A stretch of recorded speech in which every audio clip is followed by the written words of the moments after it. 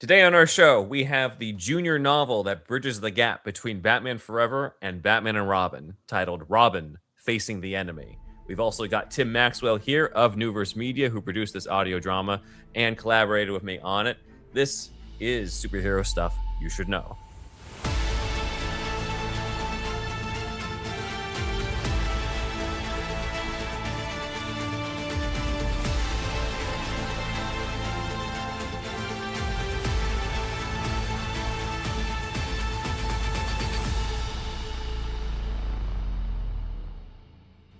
Welcome, everyone, to Superhero Stuff You Should Know. I'm Ben Wan, or Ben Man Forever, and with me, as usual, below is my co-host. What the hell is going on here?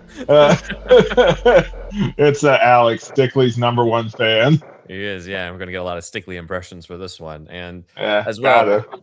with us is one of my favorite collaborators, frequent guest. He's editor, producer, director of Neuverse Media. He does a lot of the writing and the voice acting as well. Please welcome back Tim Maxwell. Thank you for having me. Yeah, thank you for coming on. I've been wanting to talk about this book for a while, along with the audio drama that you and I both worked on. So I'm glad we were able to do it. And it's been it's appropriate too, because now we're kind of at the 31st anniversary of Batman Forever this month. You know, last year we brought you on as well for that Schumacher cut episode. So it's kind of fitting that we're back to continue the next iteration of the Schumacher verse that not a lot of people know about with this novel. So let's get into it. Yeah.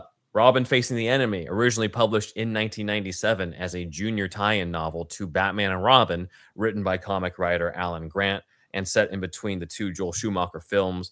It was also accompanied by another novel we'll talk another time about, which is Batgirl to Dare the Darkness, written by Doug Mensch, which was given a junior audio drama at the time with the same cast as the Batman and Robin sort of junior audio drama. But one of the things I wanted to ask Tim, actually, because I don't know this, but I was wondering, man, like, when did you first discover these books? Did you have these back in 1997? Did you discover them like an adult, like I did? Like, what was your discovery of Robin Facing the Enemy?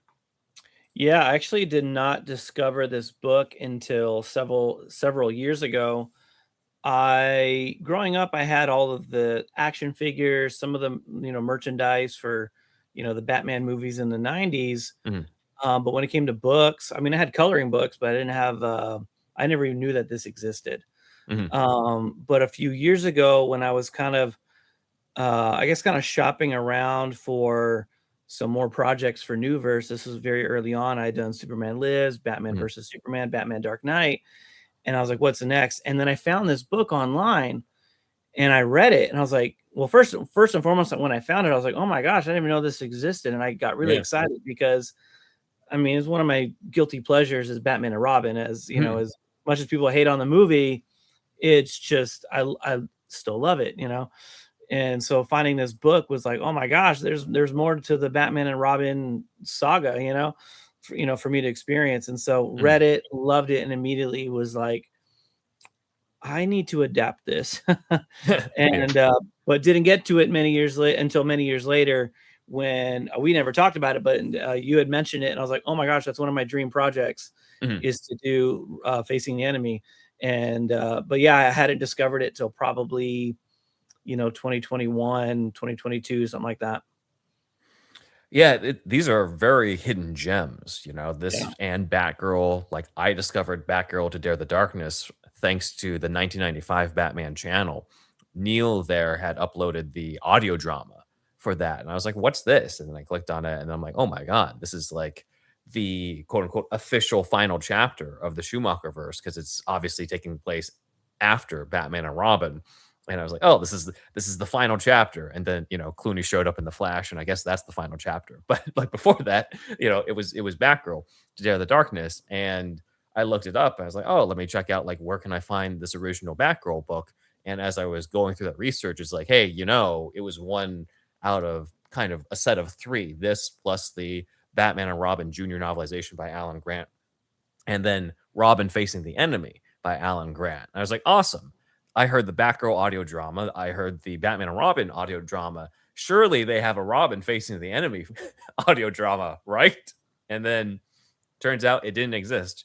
I don't know why they picked the Batgirl one, but not the Robin one, or if they just, or why they decided not to do the Robin one at all. Maybe they thought that it was maybe a little, because it does get a little dark in this one compared to the Batgirl one, I think. But we'll kind of go into it as we get further into the story. But because of this, I reached out to you at the time because I was kind of exploring the idea from the Neuverse perspective of like what happens after Batman Forever with Robin and Batman. And I had thought about doing an adaptation of the comic The Gauntlet, which is like Dick Grayson's first test out there. And I had even like brainstormed and gone through like just a rough draft that even had like Chase Meridian in it at one point. But then I was like, you know what, this story kind of just doesn't work as well when Robin is as old as he is. We joke about Chris O'Donnell's age a lot on this in comparison to like the traditional Robin, but it was really one that's meant for a 12-year-old kid Robin to raise the stakes, as opposed to a Robin who's already beaten Two-Face in a fist fight, on Claw Island. It just didn't work as well. And this seemed like a better fit for it. So I reached out to you and was like, hey, like, have you heard of this? Have you, and I was mentioning it and going back and forth and talking about the idea of doing an audio version of this. And, I was very fortunate enough that you said, hey, go ahead and write it. Let's do it. And so I'm glad that we were able to, and you released it, I think last September or so of last. So we finally caught up to be able to talk about it. Yeah. So Ben, does he? You said the gauntlet thing. Does he? Does he? As his test, does he kill like a wolf in the woods and then deliver his head to Bruce like he did in the Titans show, or what? Exactly. Yeah. It's so weird how that show is also supervised by Akiva Goldsman, who wrote Batman and Robin, and yet that's the portrayal they went with. I don't know how. What he always wanted to do. Yeah, I guess so. I don't know. Tim, have we talked about Titans? I don't know if you've watched it. No, I've never even seen it. Okay, well, good for you. Yeah. Well, don't. Honestly. Yeah, because it honestly did do the whole.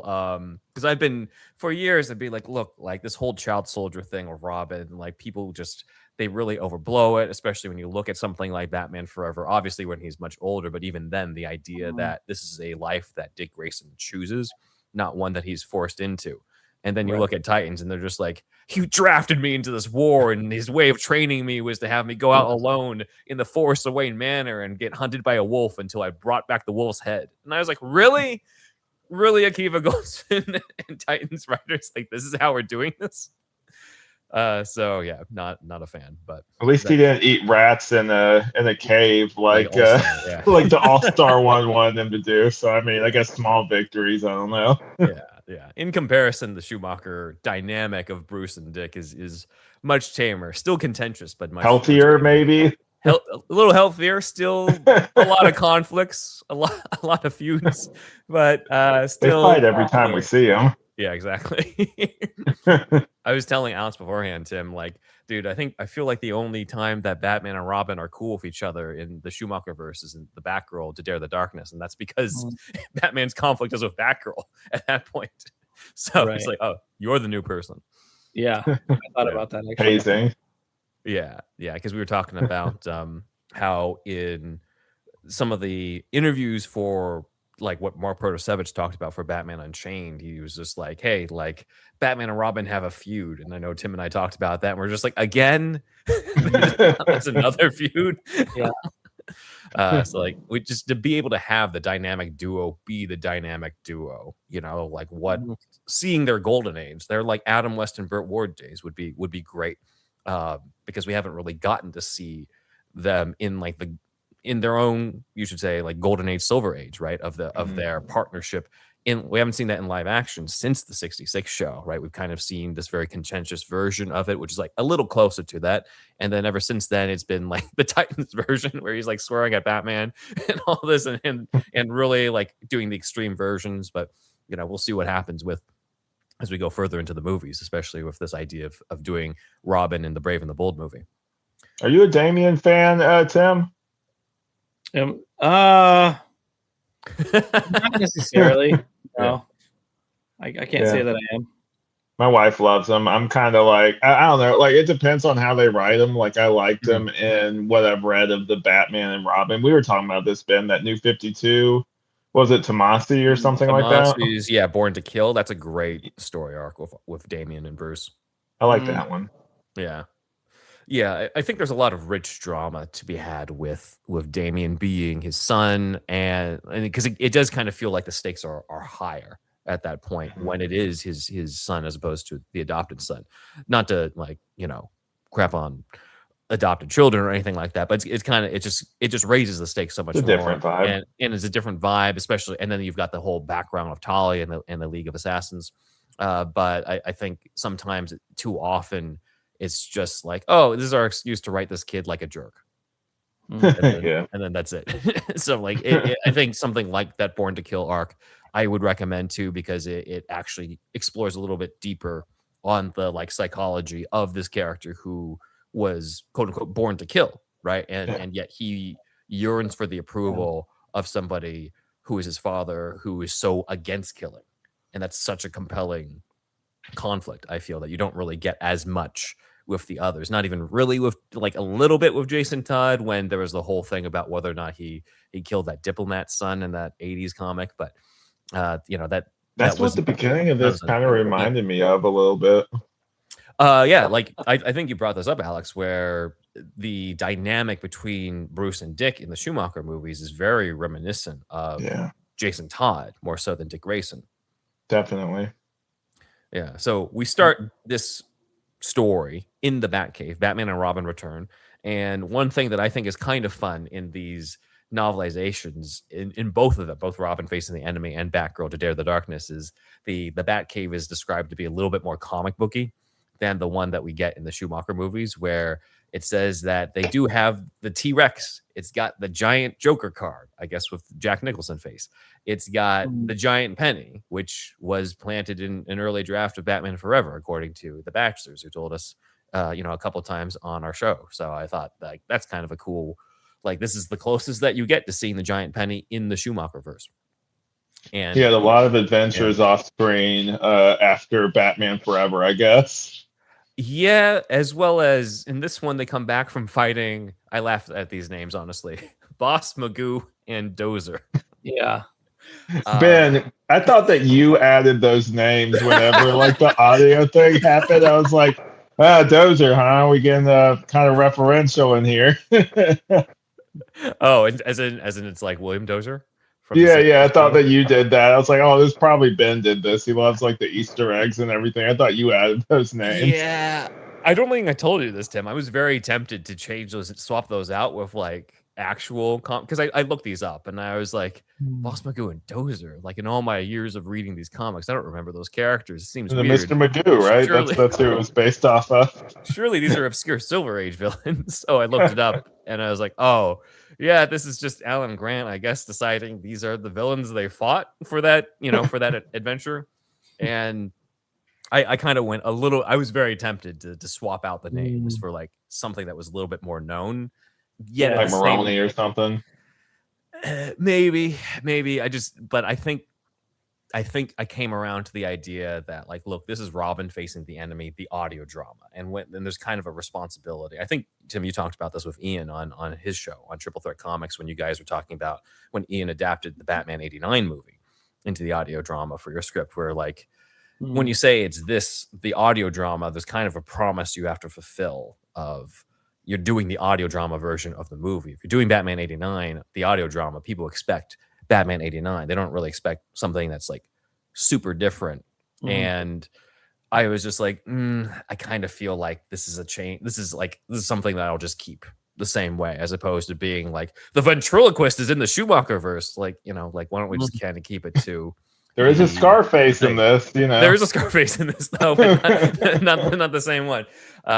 But yeah, as opposed to say when Ian did Batman Enigma or the one that Tim and I just did, which was Gotham Guardian, right? There's a lot more free reign. There's a lot more like creative license to be like, okay, well, this is a reimagining of this type of character we're presenting in this universe. And so I was kind of like, you know what?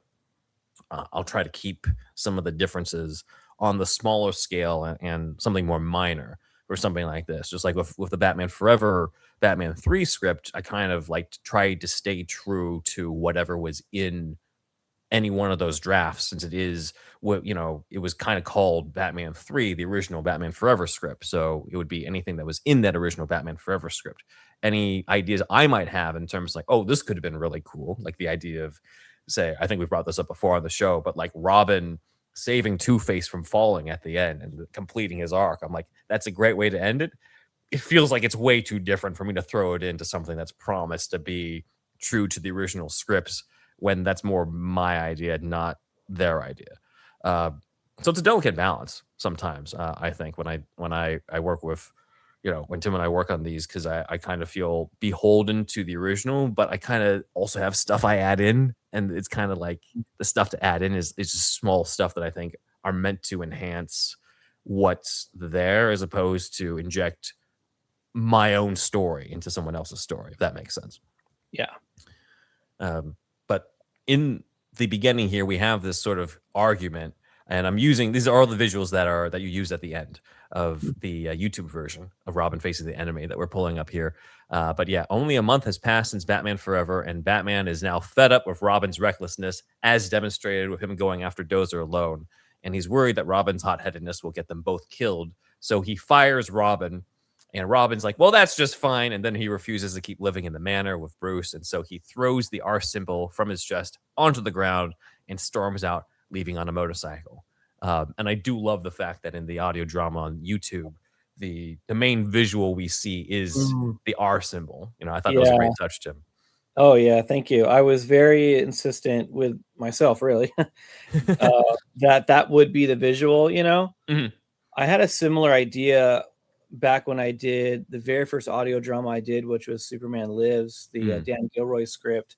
And I think there's a scene in the script where, I'm trying to remember what happened, but the Jor-El's bloody S symbol gets I think is on the wall, like in Lex Luthor's office or something, because Brainiac had it. Mm-hmm.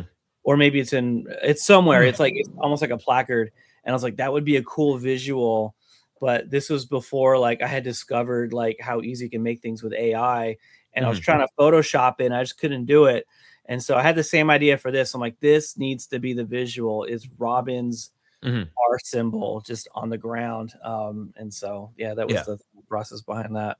Yeah, and I think we even talked about, you had asked me hey, should the thumbnail of Robin have it so that there's no R on the chest? And I was like, oh man, technically that's true, but I feel like we're just gonna I did comments.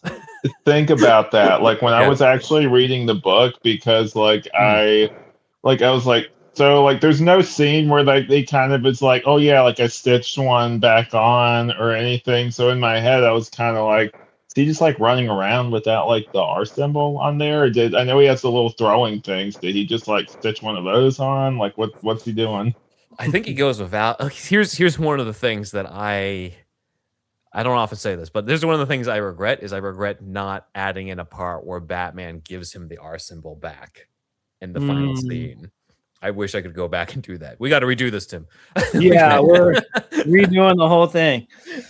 Maybe you could even write it in where he's just like, no, Robin doesn't fit me anymore, and it kind of leads, or because he's still Robin later, but maybe it leads into his altered costume in Batman and Robin. Yeah, I don't know if Alan Grant was like aware that there's a new version of the costume. No, I meant when you were writing it, you could have added something in. That's more what I meant. Oh, well, thanks for making me feel bad, Alex.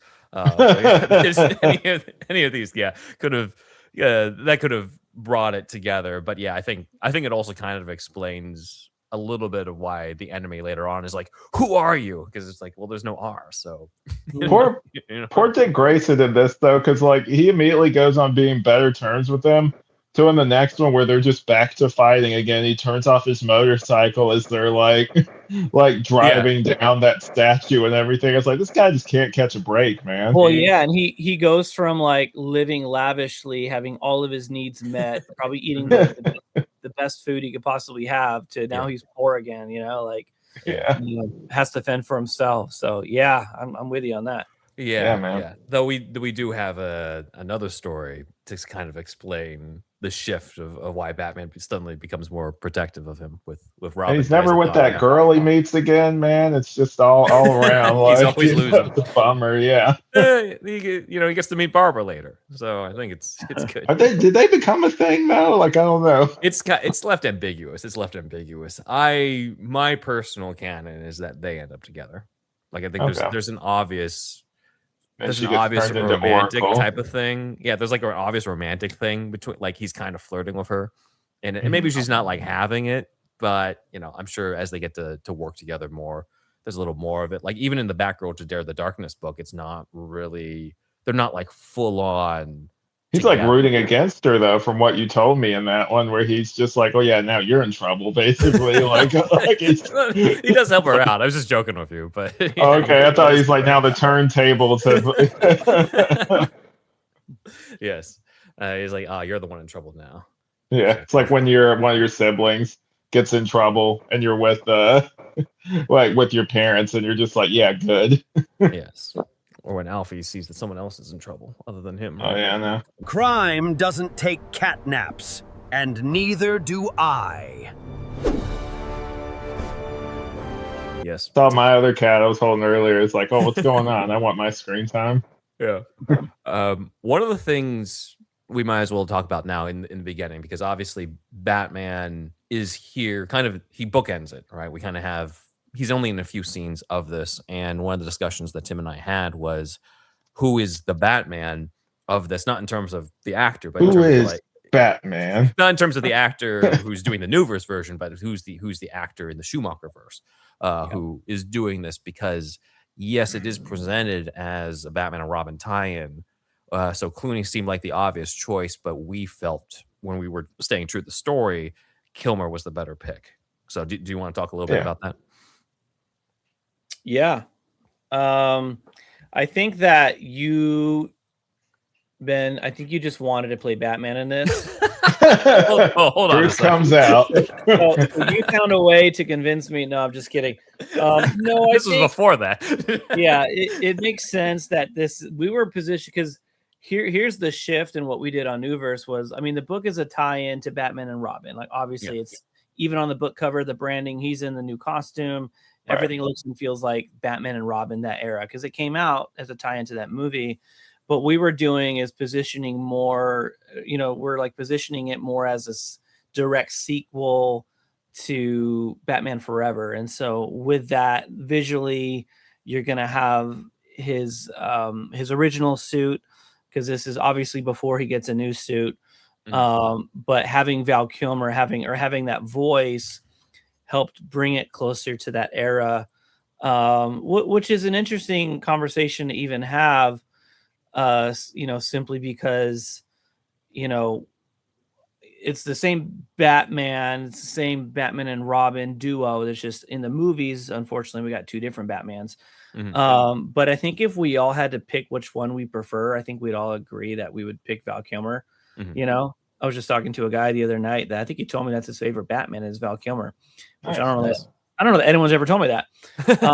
But I was like, dude, I actually really love Val Kilmer's Batman, and he has holds a special place in my heart. He was very unique, and I like that Batman. And so I think if we had to pick one just that we prefer, I mean, come on, it's Val Kilmer.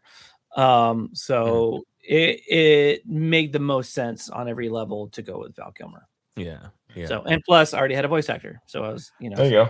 True. I mean, twist my arm. at the time, if I'm remembering this, going back, like at that time, I had not been Kilmer yet for you. So you're kind of doing a Conroy-esque performance in this a little bit. A little bit. I was, well, okay, I'll go into that in a little bit. Okay. I'm glad you brought that up. Jumping the gun, sorry. But yeah. At that time, I wasn't doing the Batman voices, so it was kind of just more, I was kind of looking at what was in the story and sort of realizing, like, this is just a month after Batman Forever.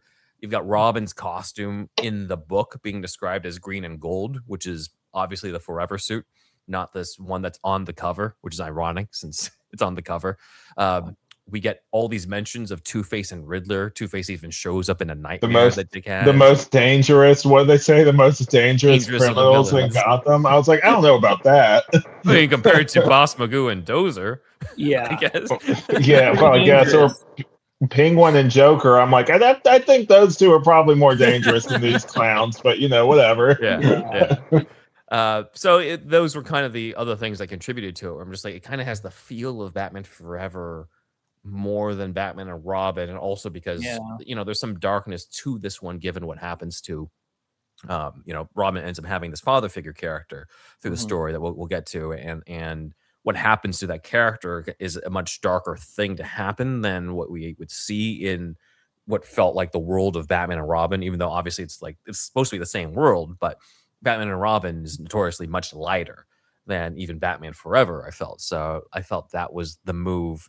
And then, the writer in me at the time, again, without having done the voices of Batman yet, the writer in me at the time was like, I did do Batman Forever, Night of the Reaper with Tim, which was like supposed to be a year after Forever where Kilmer is still Batman. So it's kind of weird to be like, all right after Batman Forever, he transforms into Clooney, and then he transforms back to Kilmer, and then he transforms back to Clooney for Batman and Robin. And I was like, well, why don't we just kind of have this somewhat unspoken rule sort of thing of like, okay, he's Val Kilmer still for a while after Batman Forever, and then he becomes Clooney for the Batman and Robin related stories, right? And then we go from there. So I thought that was cool. And then later on was when Tim and I kind of had the discussions of the Batman casting for Batman 3 and Batman Forever, the Schumacher cut, ended up being both Keaton and Kilmer. And originally at the time, before Tim had cast me as Batman, he had also cast me as the enemy for facing the enemy. But then, it's kind of stopped making sense for me to do that if I was being the Kilmer Batman for Batman Forever, because it was kind of a weird thing afterwards where I'm like, I finished Batman Forever, the voice lines for that. So I guess I'm switching over to the enemy, and Tim's like, you know what, just stick as Batman. I'll get someone else as the enemy. And I think that ended up working for the best, because I realized when looking back at the script that the enemy is supposed to be the same age as Dick Grayson. He's supposed to be like a teenager. And I'm like, I think Damien, who's the actor who you got for the enemy, I think he sounds way closer to what the enemy should sound like than whatever I was going to end up doing with it. Because I think what I was going to end up doing was going to be kind of like this creepy whisper thing that would have been more villain, but not really like, oh, this is like another kid up here type of thing. And so I think that ended up being for the best. But yeah, Alex, what you described too, the Conroy thing, it's interesting because I struggle. Honestly, that's that opening scene I struggled a lot with, because Kilmer's Batman's not really known for being angry the way the other ones are. So to have him really pissed in the beginning was tough to play, because there's still the whole like, what the hell did you think you were doing part in Forever. Yeah. But it was, and I tried to do it that way, and it didn't quite. I didn't really like it as much. It's just one where like Tim, I just flat out told Tim like, I want to redo the whole scene for that one, and so it's kind of hard not to slip into Conroy as the angry one, for me at least. When the book, the way it describes it is like not as much like he's like necessarily angry, but more like it gives off the vibe that like this is just inevitable for him. Like he was just predicting that this would happen. Because whenever he tells him like, hey, Robin's done, basically, like it's almost like he's bounced this around in his head for like a while now. Like he's like, this isn't working. Like it's almost like he's disappointed and he's like frustrated, but I wouldn't say straight up like he's angry. It's probably just like he's like, well, I knew this would never work. Basically, it's the kind of vibe he gives off, just based off the writing. And there's a sadness to when it. I read it.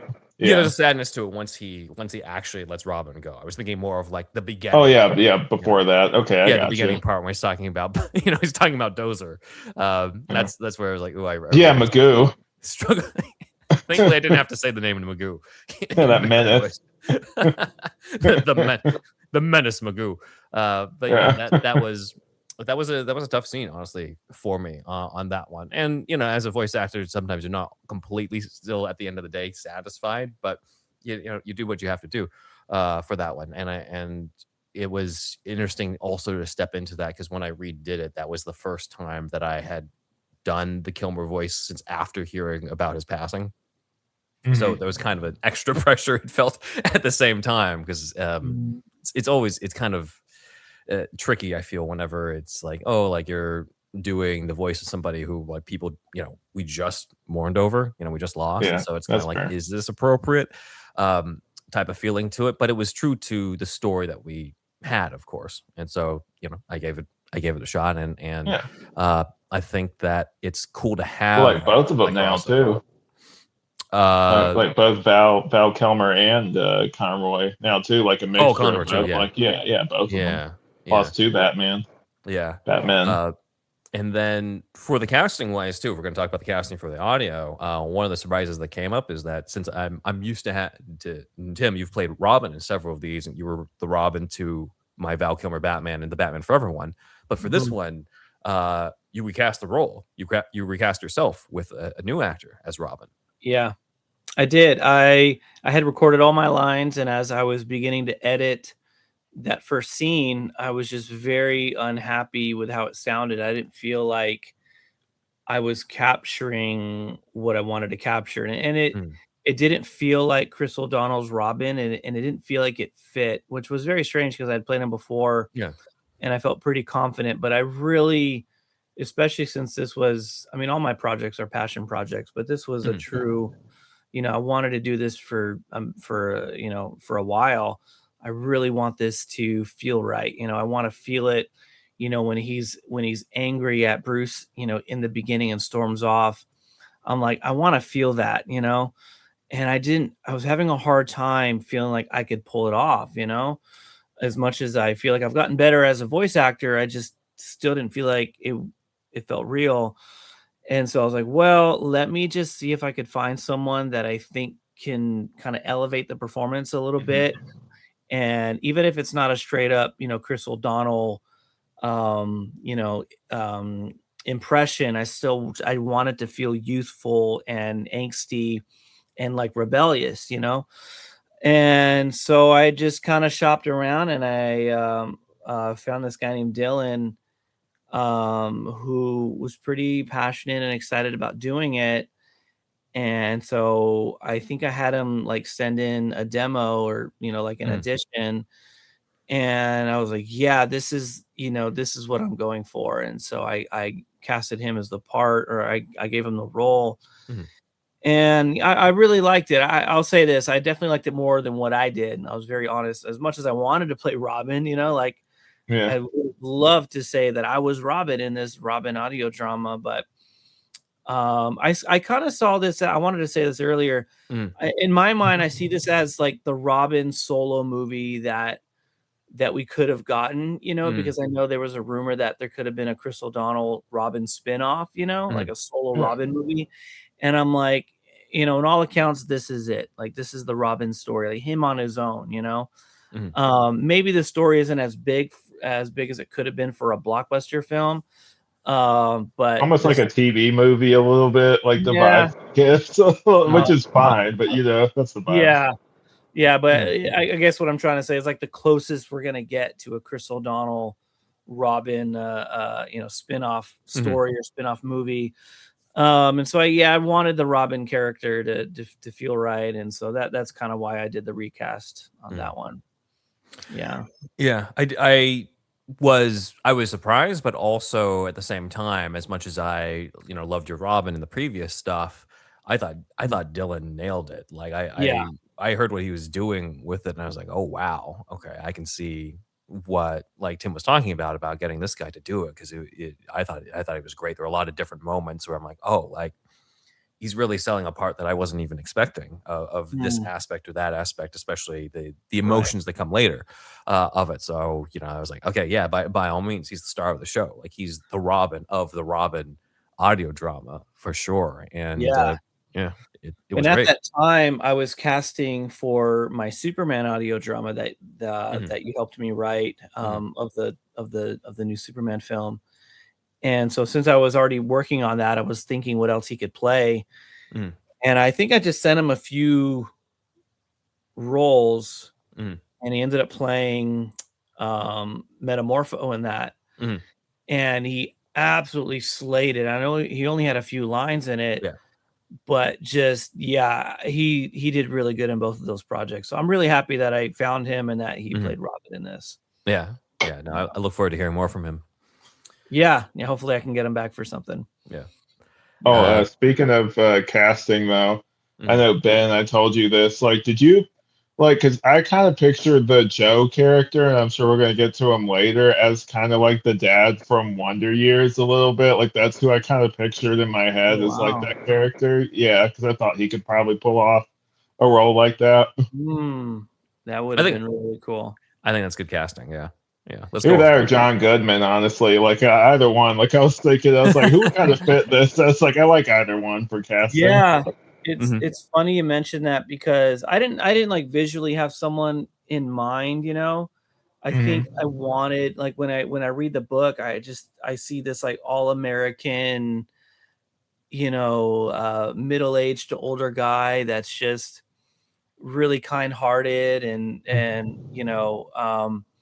and so when I reached out to John, the guy that plays him, who does a great job, he also plays Paul Kent or Jonathan Kent in Superman, and just I really wanted this kind of gravelly, like American voice. And the funny thing was that I was torn with being that this takes place in Gotham. Like, should he have this kind of like New Yorker kind of edge to him, or should he have more of like maybe like a Southern charm, you know? Mhm. Yeah. But since I wanted him to sound and feel really warm and really like someone that Dick Grayson would really just take a liking to and be very distinct from Batman or Bruce Wayne, I said, let's go for more like the Southern kind of American charm.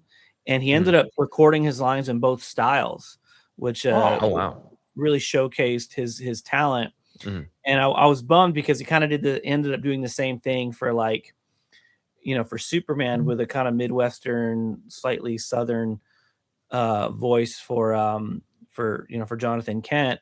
And so, but when he sent me both, I think he really liked the kind of the New Yorker Mhm. voice. But when I told him I was going with the other version, he was like, oh, he's like, why is that? I'm like, I like the warmth behind it. Like there's something so welcoming about this guy that owns a diner. His name is Joe. And he just come in and he just has like this kind of like this twang to his voice, Mhm. automatically pulls you in and kind of makes you feel like this is a trustworthy guy that you're gonna like, because I really want the list. And again, with an audio drama, all you have is the audio. Yeah, that's Yeah. right. Yeah. We have to paint the picture with audio of what we want the listener to get. And I wanted the listener to really like Joe, to like fall in love with Joe. You know, I want you to be like, I like this guy. You're rooting for this guy. You feel for this guy. So when what happens later to him, that needs to really feel, like it, that needs to hurt a little more than just this like New Yorker that just has a lot of attitude. I don't want him to have a lot of Yeah. attitude. I wanted Right. him to be very warm and welcoming. So that's kind of what we went for. And John just knocked it out of the park. I love what he did with that. And you're going to hear more from him in the future. He's playing Gordon in the Schumacher Year One. Oh, awesome. I didn't know that. Nice. Yeah, as Yeah. well as another Batman project that I'm doing. He's playing Gordon for that too. Sweet. Yeah. No, that's awesome. I think that was the right call when it came to the warmth. I didn't know that in terms of the different approaches to it. Because like the New York one kind of makes sense for the setting, but at the same time, I think what you were talking about, it's the contrast, right? Because like look where Dick just came from. He came from the house of, what the hell did you think you were doing? He came from the house of like, you don't have what it takes to be a crime fighter. Like so How about Dick absolutely. Grayson, college student? Yeah, exactly. Like you got somebody who's just constantly invalidating him and not giving him what he wants. So to have somebody who's a contrast of that is like it sells the attachment he's going to have to this father figure more so than like, all right, time for another like kind of rough around the edges in a different way from Bruce, obviously more blue collar, but and still. he's also such a contrast because when Dick first encounters Bruce Wayne, especially as Batman, he's not welcoming Grayson into that world at all. In fact, he's kind of protecting it. He's like, no, like this is not the life for you. Like, going back to that line, like, what about Dick Grayson, college student? Yeah. But when he encounters Joe invites him into his world. He's like, you're not looking for a job, are you? And so there's such a contrast between his relationship with Bruce and his relationship with Joe, especially when he first encounters him. Yeah. And it's more parental though too, because I know Bruce isn't really like ever trying to be like his dad or anything, but there's definitely more of, like you kind of said earlier, like a warm feeling. Like you can definitely tell this guy, and I know obviously we find out he has kids, but he definitely, like, if you didn't even know that about him, you could tell this guy is like probably raised some kids or something, just based off how he handles, like, you know, Dick Grayson, where he's like, oh yeah, like, you know, like he sees through all of his like tough guy, like, you know, that kind of stuff, where he's like, oh, while you're doing that, how about you know, help me with this, basically. Yeah, for sure. So just to kind of catch the viewers up in terms of who Joe is and stuff, we've got like Dick Grayson venturing out on his own from Wayne Manor, and then the first chapter is him sort of like looking over Gotham, thinking about how crazy his life has been, about like, you know, just a month or so ago, he was with his family. Now he lost his family. And then, you know, it mentions trading punches with Two-Face and Riddler, but technically they didn't actually fight Riddler. Riddler's not actually in any physical fight in forever. I'm like, oh, I probably should change that. But anyway. And it's been a while since Alan Grant saw the movie. And the dude wrote the Batman Forever novelization for the kids, not the Peter David one, obviously, but the novelization. But yeah, and then, you know, there's rain that picks up, and Dick goes down to the street, and he passes by a kid around the same age named Nate Toomey, who's a fellow 17-year-old teenage boy. He hears a cry for help, and he sees a man who just got mugged, and the man doesn't realize that while he got mugged, I guess the mugger accidentally dropped the guy's wallet. His wallet is actually close to him, but instead of helping him, Nate, this kid, decides to grab the wallet instead and flee the scene, abandoning the victim. And so it says the seeds of a villain have been born. And this is, you know, the origin of, quote unquote, the enemy of Robin facing the enemy. And so I once again, just like Boss Magoo and Dozer, I looked up like, okay, who's the enemy in the comics? Who's Nate Toomey in the comics? And there is no Nate Toomey or enemy in the comics. I'm shocked. Yeah. And for the Neuverse version, I'm sure you noticed this too, Alex, because I think you heard our version first before you read the book. I did, yes. Yeah, like you notice there's a lot more Nate. There's a lot more of the enemy. Well, I'm sure we'll get to the ending with the character whose name he changed, who I didn't actually. Ashamed to admit I didn't recognize, even though I am a big Batman fan. But yeah, we'll get to that. But I think in general, with the adaptations that I help write for Neuverse and stuff, a lot of it is like, okay, who are we really listening for, right? Like I think I thought about this for Batman 89 Shadows when we collaborated on that. That was one of the first ones that we worked together on, and I was like, this is really a Bruce Wayne and Harvey Dent story. So anything that is outside of that has to like really move their arcs forward. And if it doesn't, then, you know, I have to kind of say goodbye to Robin attacking, you know, Harvey Bullock in Shadows, like all this other stuff that was there. And here I was like, look, I get what Alan Grant is doing. He's doing the contrast between Dick Grayson, the hero, and Nate Toomey, the villain. Yeah. But at the same time, because the enemy is not a comic character, nobody really knows who the enemy is unless they've read this book. The person you're really rooting for, the main person you're interested in, is Dick Grayson in the story. You want this to be about Robin. So I thought, okay, let's kind of keep the enemy to just being the villain when he needs to be, and really, really focus on Dick Grayson, especially Dick Grayson's relationship with, you know, that father-son type relationship he's going to have with Joe, who we're going to talk about. Like, that's the heart of the story. The origin story of the enemy is not really nearly, it's not emotional. It's not really gonna add a lot to what people are there for. So that's kind of why I made the decision to just kind of like, let's just really streamline it. Just keep it solely on Dick Grayson. Anything you need to know about the enemy is going to be covered in narration and in his scenes with Robin. And that's what we ended up doing in the script. Yeah. And then, so just to set up who Joe is, we go into, like, Dick decides to go for coffee, and he goes into this diner where he sees a drunk man accosting the owner being Joe Wagner.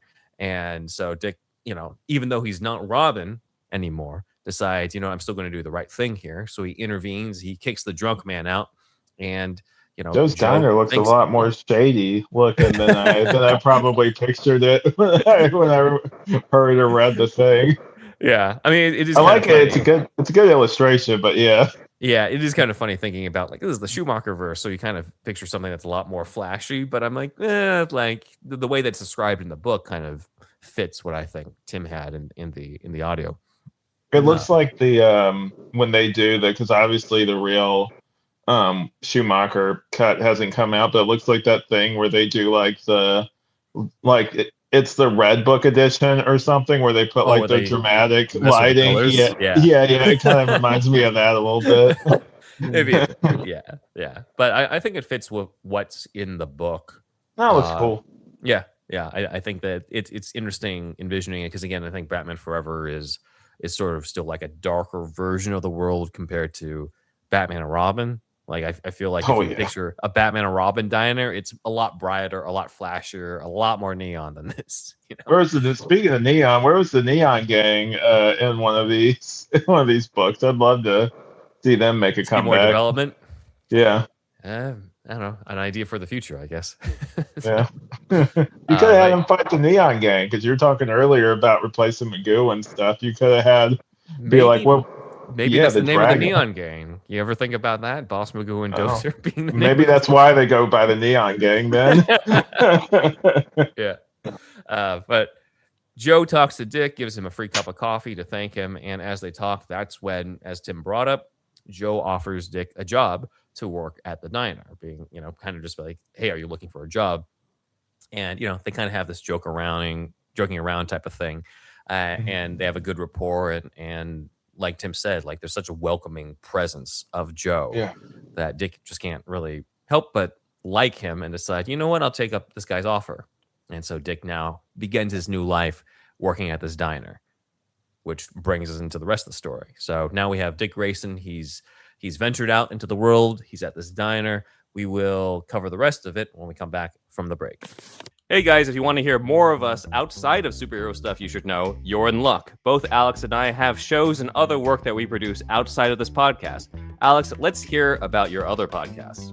All right, so obviously I know you guys are a fan of superheroes, so I'll start off with I have Flashbacks, a Flash rewatch podcast where we cover every episode of the CW Flash show. Also, if you're a fan, I know you can see in the corner the Batman thing. We have Night of the Batman, where me and my wife and occasionally other guests cover everything Batman related. Ben was actually on the show, and we interviewed John Jackson Miller, and also we covered his book, Batman Resurrection. So definitely go check that out.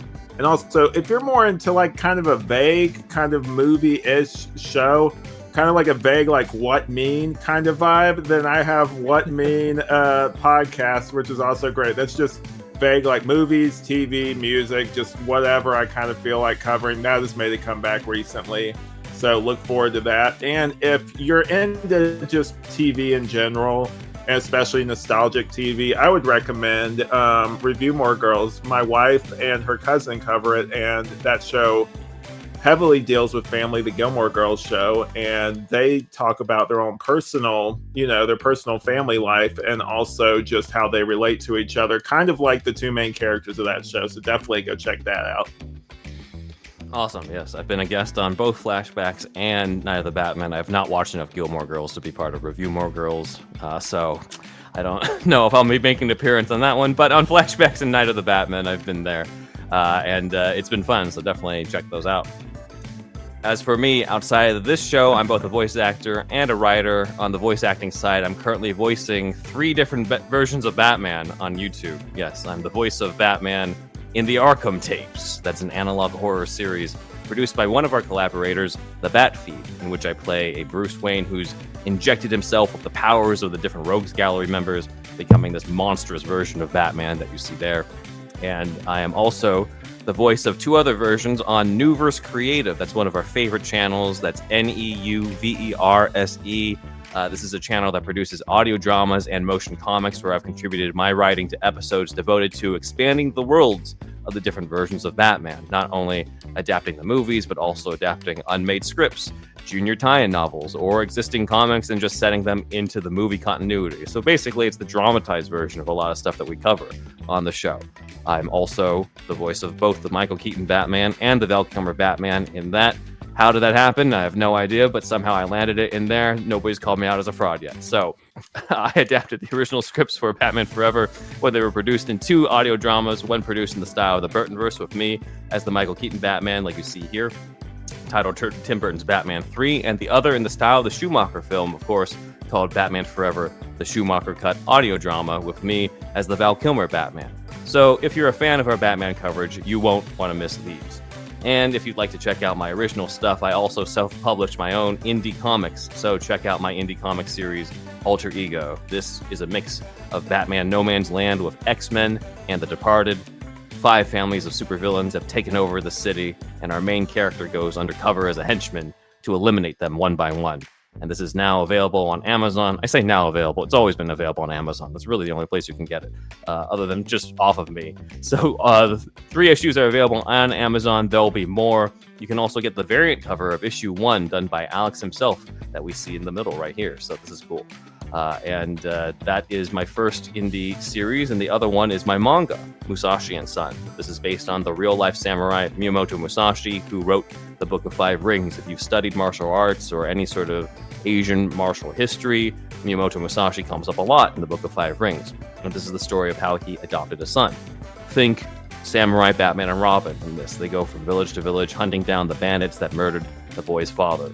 Also available on Amazon, and the link to my Amazon author page is in the description that has all of these available in their different forms, both on Kindle and in print.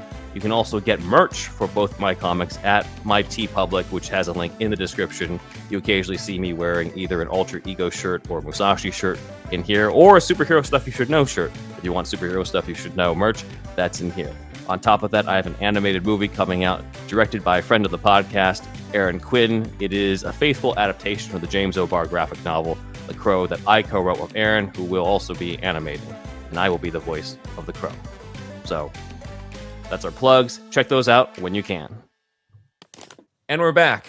We're going to continue talking about the enemy as Nate Toomey becomes the enemy and Dick Grayson returns to becoming Robin in this story. So Nate goes back home after stealing this guy's wallet, and he finds out that his dad just lost his job. And we learn all this other stuff where this guy doesn't like his parents, and he's kind of invigorated by the fact that he stole this guy's wallet from the street. In the meantime, Dick returns to his apartment, which I think is interesting because, like Tim brought up, he's kind of gone from having this life of luxury for like about a month to now kind of living in what I imagine to be this really like rundown apartment in downtown. And he's thinking about his childhood and this picnic with his family.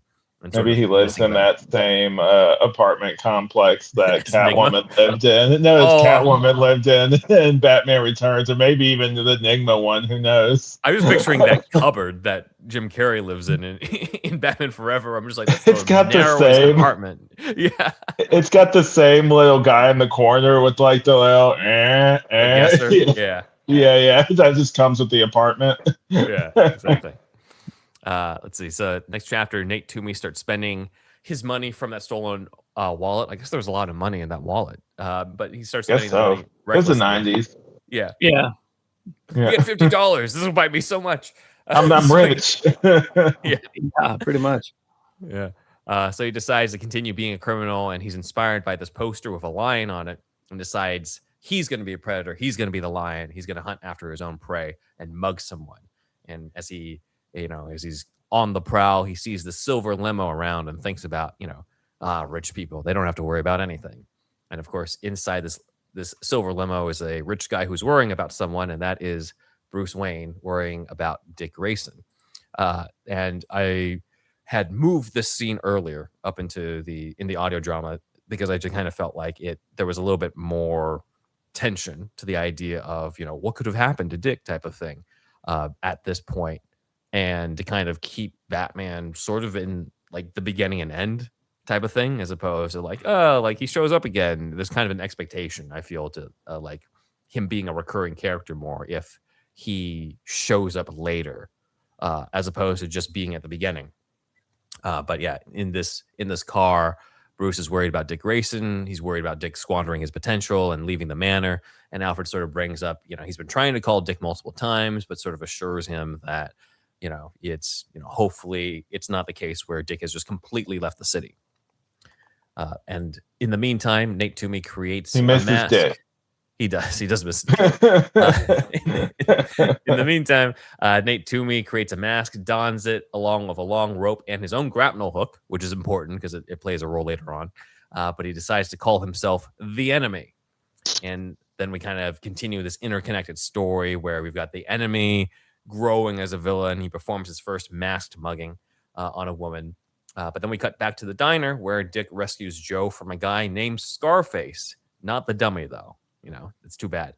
It could have been the ventriloquist. That could have been cool. But yeah, Scarface is extorting him. Scarface works for a man named Benteen. So Raphael Benteen is the mobster, I guess, of this period in time. Again, I don't think he's a comic book mobster. I think he's just making up names. Yeah, I think Alan Grant's just like, yeah, whatever. But yeah, mobsters are after Joe's stash of cash. So like apparently Joe keeps his own stash on the premises, which plays a role. And they're after that. They're after more money from him. And when Scarface leaves, Dick uses his acrobatic and sort of crime fighting skills to go after him.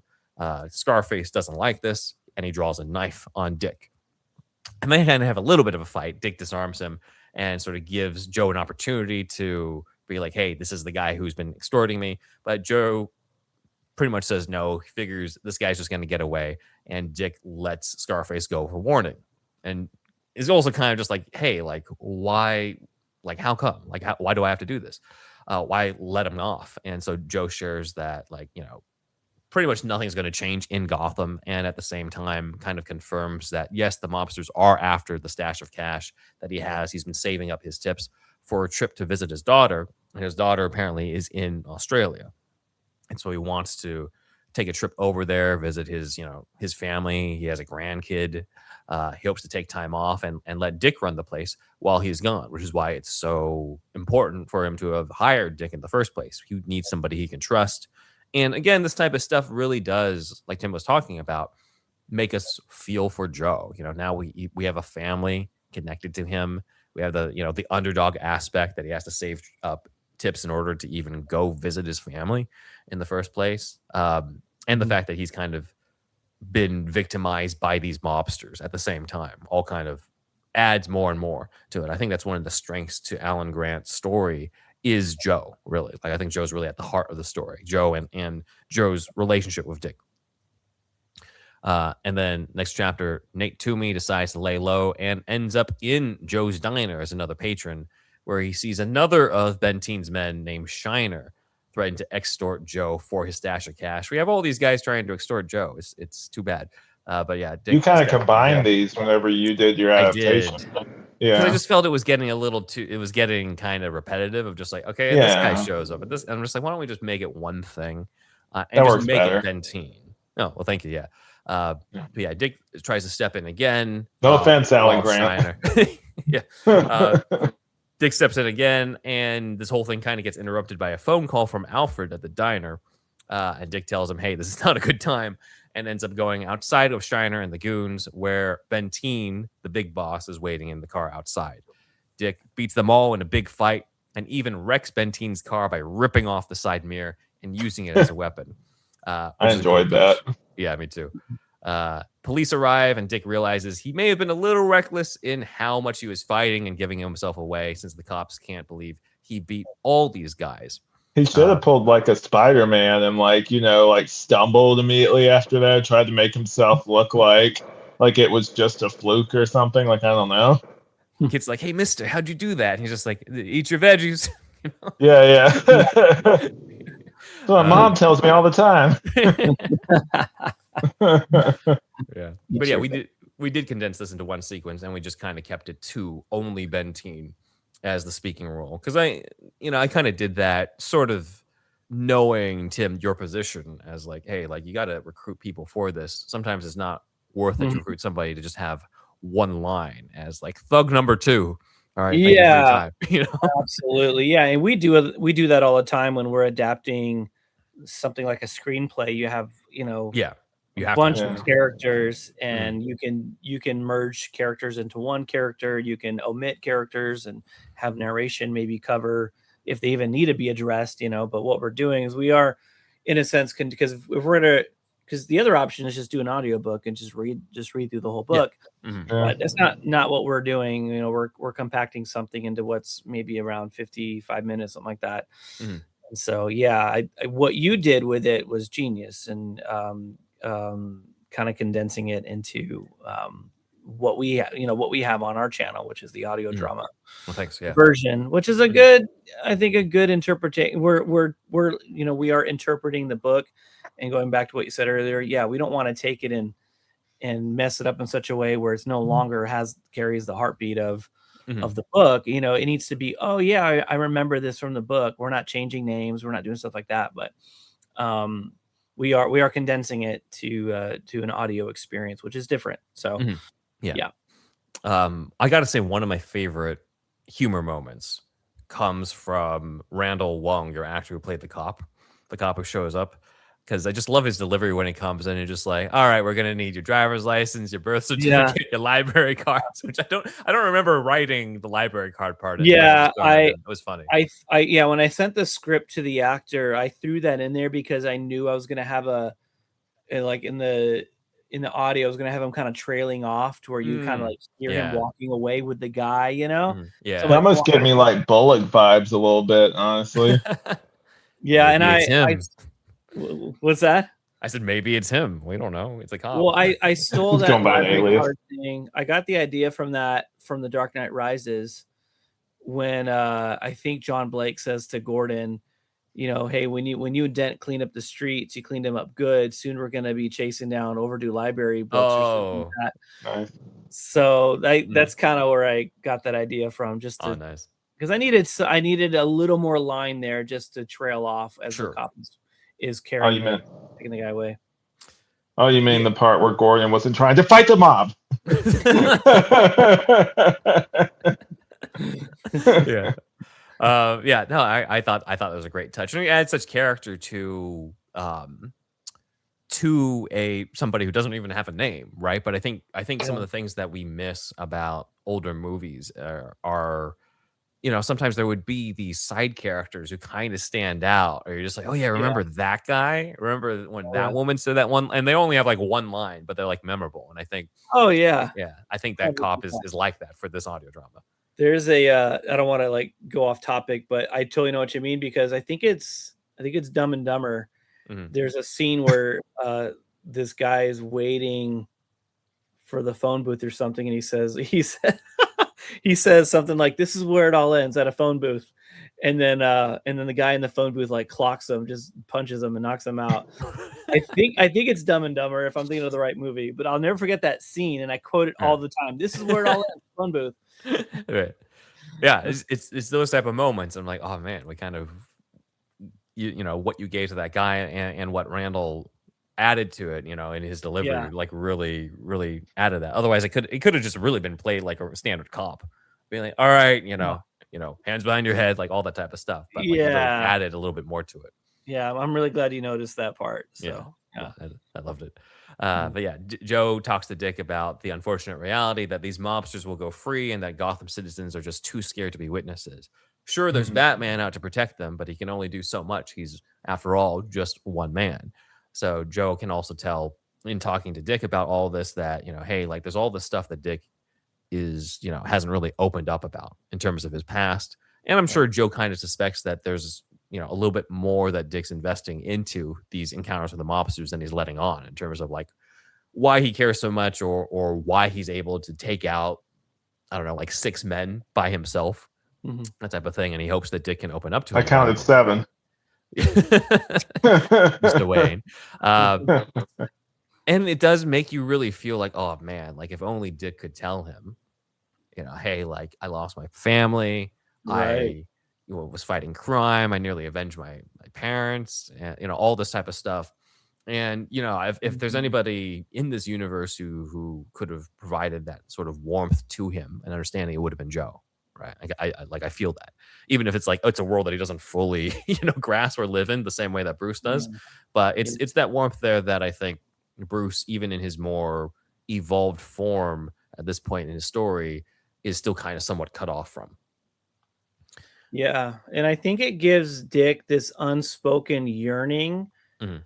for what he has with Bruce that he can't have with anyone else, Yeah. because he's in a situation where he can't open up about what he's gone through, who he really is with someone like Joe, as much as he probably has a connection with Joe, loves Joe, cares about Joe. But I would imagine in a moment like this, he's missing the relationship he has with Bruce, as flawed as that relationship has been. Mhm. There's something special that he has with Bruce that here in this moment, he's quietly discovering, I can't have that relationship with Joe. Yeah. There's something special I have with Joe, and I care about him a lot, but I can't have that. I can't have that. This connection cannot go that deep Mhm. without me telling him, who I really am. Yeah. I think a lot of the times too, the things that make memorable relationships in writing or drama are, what is it lacking? Not what does it provide, but what is it lacking, right? So like with him and Joe, he gets the warmth, but he's lacking the ability to open up fully because of the nature of just his past, the past like month of his life, this Yeah. insane life that he's had, and he can't really open up to it because he made a promise to Bruce he's not going to go out and tell everybody that Bruce Wayne is Batman or that he was Robin Yeah. for a month, and so Mhm. it's kind of what fully prevents him from doing that. While at the same time with Bruce, what's lacking there, that warmth, that like, oh, like I lost a father figure, and the closest thing that this guy is to a father figure to me is him teaching me what to do with my pain, but he doesn't necessarily provide that father figure type influence yet, and then I think that's what makes it really compelling drama, as opposed to like, oh, like this relationship, he gets everything, he gets this and this and this. I'm like, okay, well then what are we invested in? What are we in the story for? So I think it's something that isn't talked about a lot, I Yeah. feel. Yeah. Let's see. We lost Alex, but we'll keep going. Chapter 6. Oh, there he is. But yeah, chapter 6 is Nate uses the money that he stole to buy a guitar, but he can't play it, and he's finding himself obsessed with feeling powerful in his crimes. So he's like evolving. He's Yeah. escalating his stuff. In the Was it meantime, was it this guitar? maybe it was. Yeah, this the one? Okay. Did you steal it back from Nate? Yeah, well, since he's locked up, I was able to get this from able to get this from the auction. So Nice. yeah, That's I awesome. had to do that. Yeah.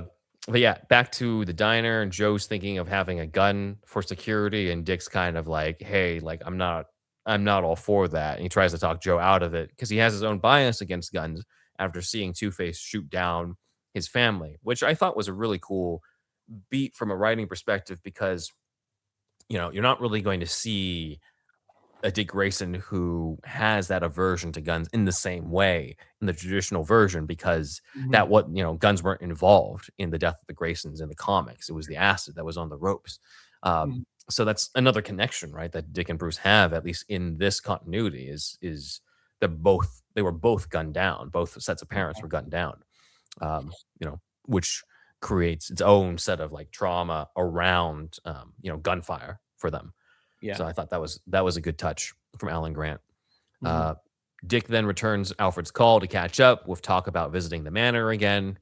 Again, this type of stuff, I think I deliberately cut the Alfred stuff in the middle, because again, I just felt, hey, like let's kind of just keep this to everything of him and Joe, because that's the heart of the story, as Mhm. well as the fact that like you just feel the solo Robin feeling, right? When it's Yeah. just him, and hasn't been talking to Alfred, and he hasn't been talking to Bruce, and Bruce and Alfred aren't showing up in the middle of the story. Like it's just, you really feel that solo nature, as opposed to like, oh, like we got Alfred in a couple scenes to kind of recap some stuff. It creates a Yeah. different feeling, I feel, in the audio drama.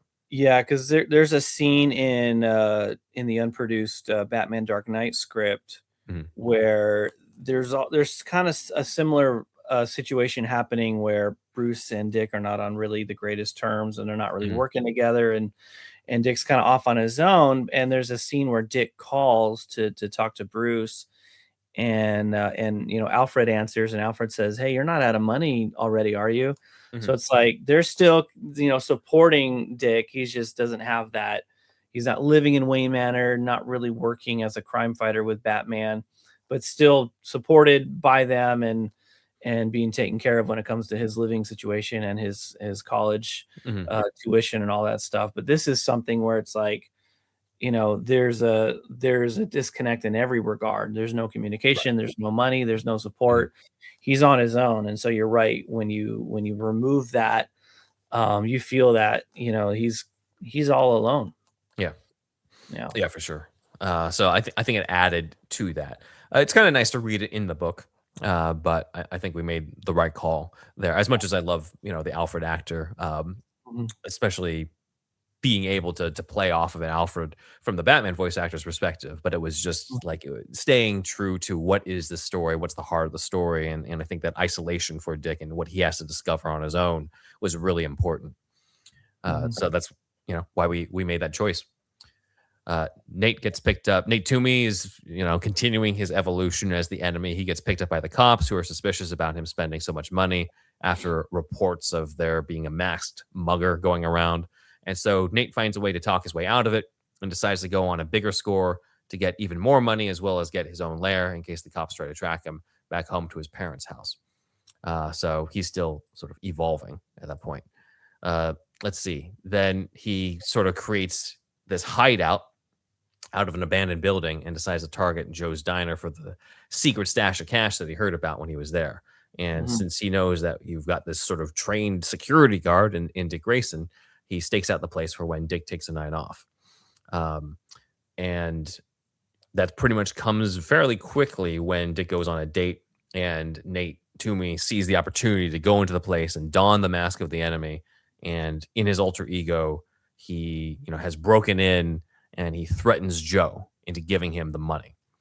Joe tries to defend himself, but the enemy strikes him, which turns fatal for the old man, and Joe Wagner unfortunately dies. The enemy takes the cash, leaves, feeling guilty for having killed somebody, but still taking the money. And then we sort of end that chapter with Dick returning from his date to the diner, only to find that it's the whole place is, the money's missing and Joe is dead. And that closes out chapter 7. So that's again, it was important to build up Joe in order for us to feel this tragedy that ends up Yeah. happening here. Yeah, in fact, every time I listen to it and I get to that scene where he's murdered, I mean, I'm Yeah, I'm gutted. Like I yeah, feel that, and I love what John did. me too. There's even some guttural sounds that he makes when he's being attacked. Mhm. And it's like anytime you see something like that in a movie, when someone that you're rooting for is being hurt or harmed in any way, it hurts to watch and it hurts to listen to it. The other thing that I just thought of that would have been interesting if they had made this into, if this was like, say, a movie, Mhm. because the whole date thing is just kind of like random and just kind of like, Yeah. just who did he where was who's this girl he met. And I think if it was a movie, they could have this could have been kind of a side plot or a part of the movie of his love life, and this could have been someone he met at the diner or something, and you have scenes with them kind Yeah. of this relationship, and she could have served as a certain catalyst for him and his healing process and him and his thought process, and maybe even discovering, can he have a relationship, is this something he can pursue. Mhm. And so I think it would have been interesting if there was more there, if there was more time to explore that in, say, like a feature film or something. I mean, because that's something that the audience would have wanted to see is Dick Grayson's love life, you know. Mhm. But obviously in this, it's just kind of a reason to get him out of the diner. Right, right. Yeah, She what is else? Yeah, she is planted a little bit in more so in the book than in what I wrote yeah, in the script, to be fair. But like in terms of yeah, like, oh, like this girl seems like she's into me at the diner, and then later on yeah, he takes her on the date. But I see what you mean. Like if this were a yeah, full on movie, this would be the love interest, the female lead, because there's not really a girl character in Right. terms of having a main presence in the story outside of this. So I get what you mean. Yeah. Maybe could have been another comic book character, if we look at past like Nightwing love interests or Robin love interests. So, that could have been something, but we had to keep it pretty focused. But yeah, unfortunately, Joe is gone and Dick now has a choice to make, and we'll go into that after the next break. Hey guys, every month you get a new episode of Superhero Stuff You Should Know. Isn't that right, Alex? That's right, Ben. Yeah. But what if you could get more and support our show? So you can get an extra episode of our show per month if you support us on Patreon over at www.patreon.com/superherosysk, where you mainly get the $5 tier or the $10 tier. On the $5 tier, you'll get your name shouted out at the end of the episode from Alex himself in a Stickley voice, or maybe some other voice. We'll see what happens with this episode. That's right, Ben. What the hell is going on here? What the hell is going on here? You'll also listen up, he's gonna tell you. We'll also have early access for you to all our videos and episodes if you're part of the $5 tier. You'll also get an exclusive episode each month for that tier. So an exclusive episode could be about a deeper dive into a novelization. We've covered the Alan Grant Jr. novelization for Batman Forever on there.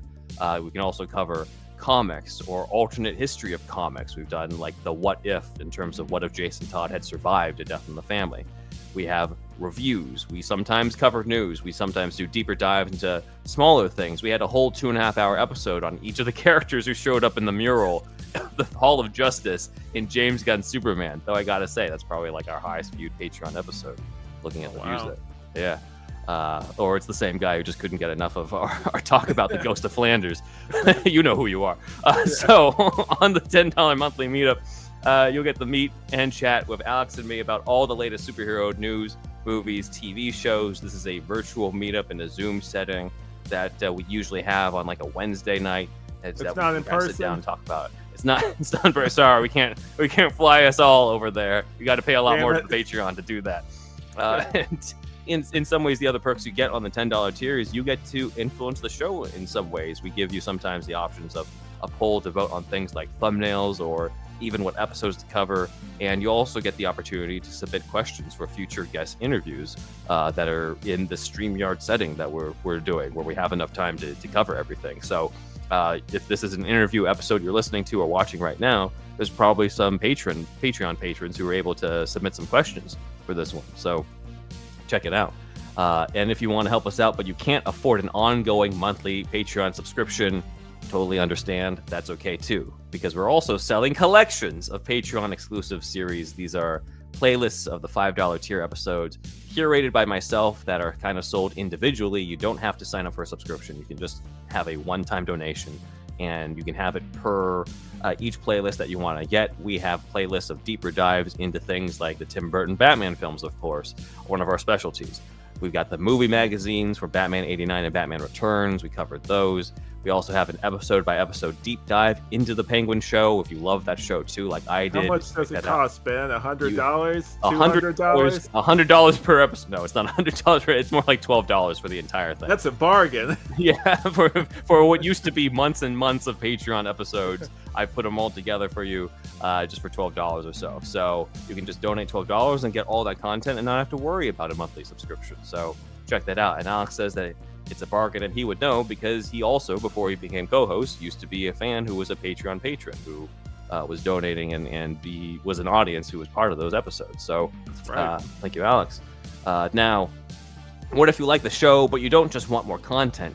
You want something, tangible, something to hold in your hands, something that you could even wear. Well, you want some merch, and we have that too. As you can see, I'm wearing this Quick Change Bruce Wayne shirt resembling the Kenner action figure that was famous, that a lot of you guys, I know you're a Superhero Stuff You Should Know type audience. Either you're listening to it or you're somebody who's a good candidate for it if you recognize this shirt in the wild and ask, where did you get that shirt? So we can tell you, here's where you can get that shirt. This is an exclusive Superhero Stuff You Should Know styled shirt designed by a fan of the show, Cole Watkins, very talented artist, He helped design this. This is a special Superhero Stuff You Should Know version. As you can see, the red bat says Superhero SYSK, but it does not mess with the overall quick change Bruce Wayne dynamic that you see here. This shirt not only resembles the action figure, but also has been worn by a Batman. Yes, it's been worn by former guest of the show, Carl Newman, who is the movement double for Michael Keaton in Batman 89 in the suit. And he brings the action figure to life here, looking like he's right outside Wayne Manor, doesn't he? Yeah. He's just Looks chilling pretty out. good. Yeah. So, and then all the comments, of course, all want one. So if you want one of your own, go to our TeePublic link in the description.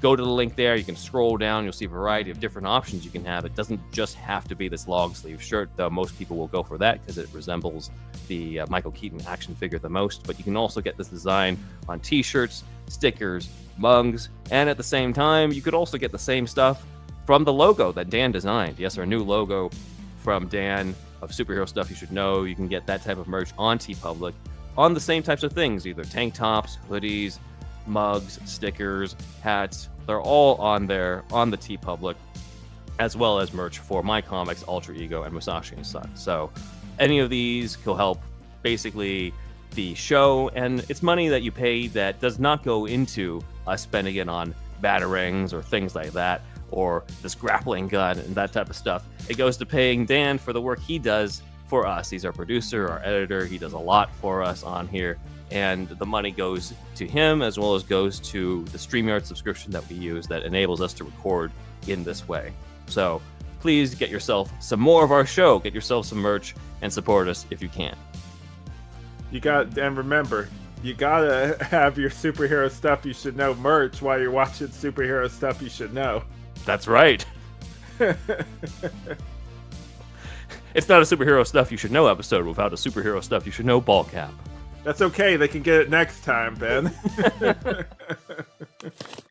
We are back. Alex was taken out by the enemy, unfortunately, so we're going to have to be mourning over him as we, as Tim and I continue talking about this.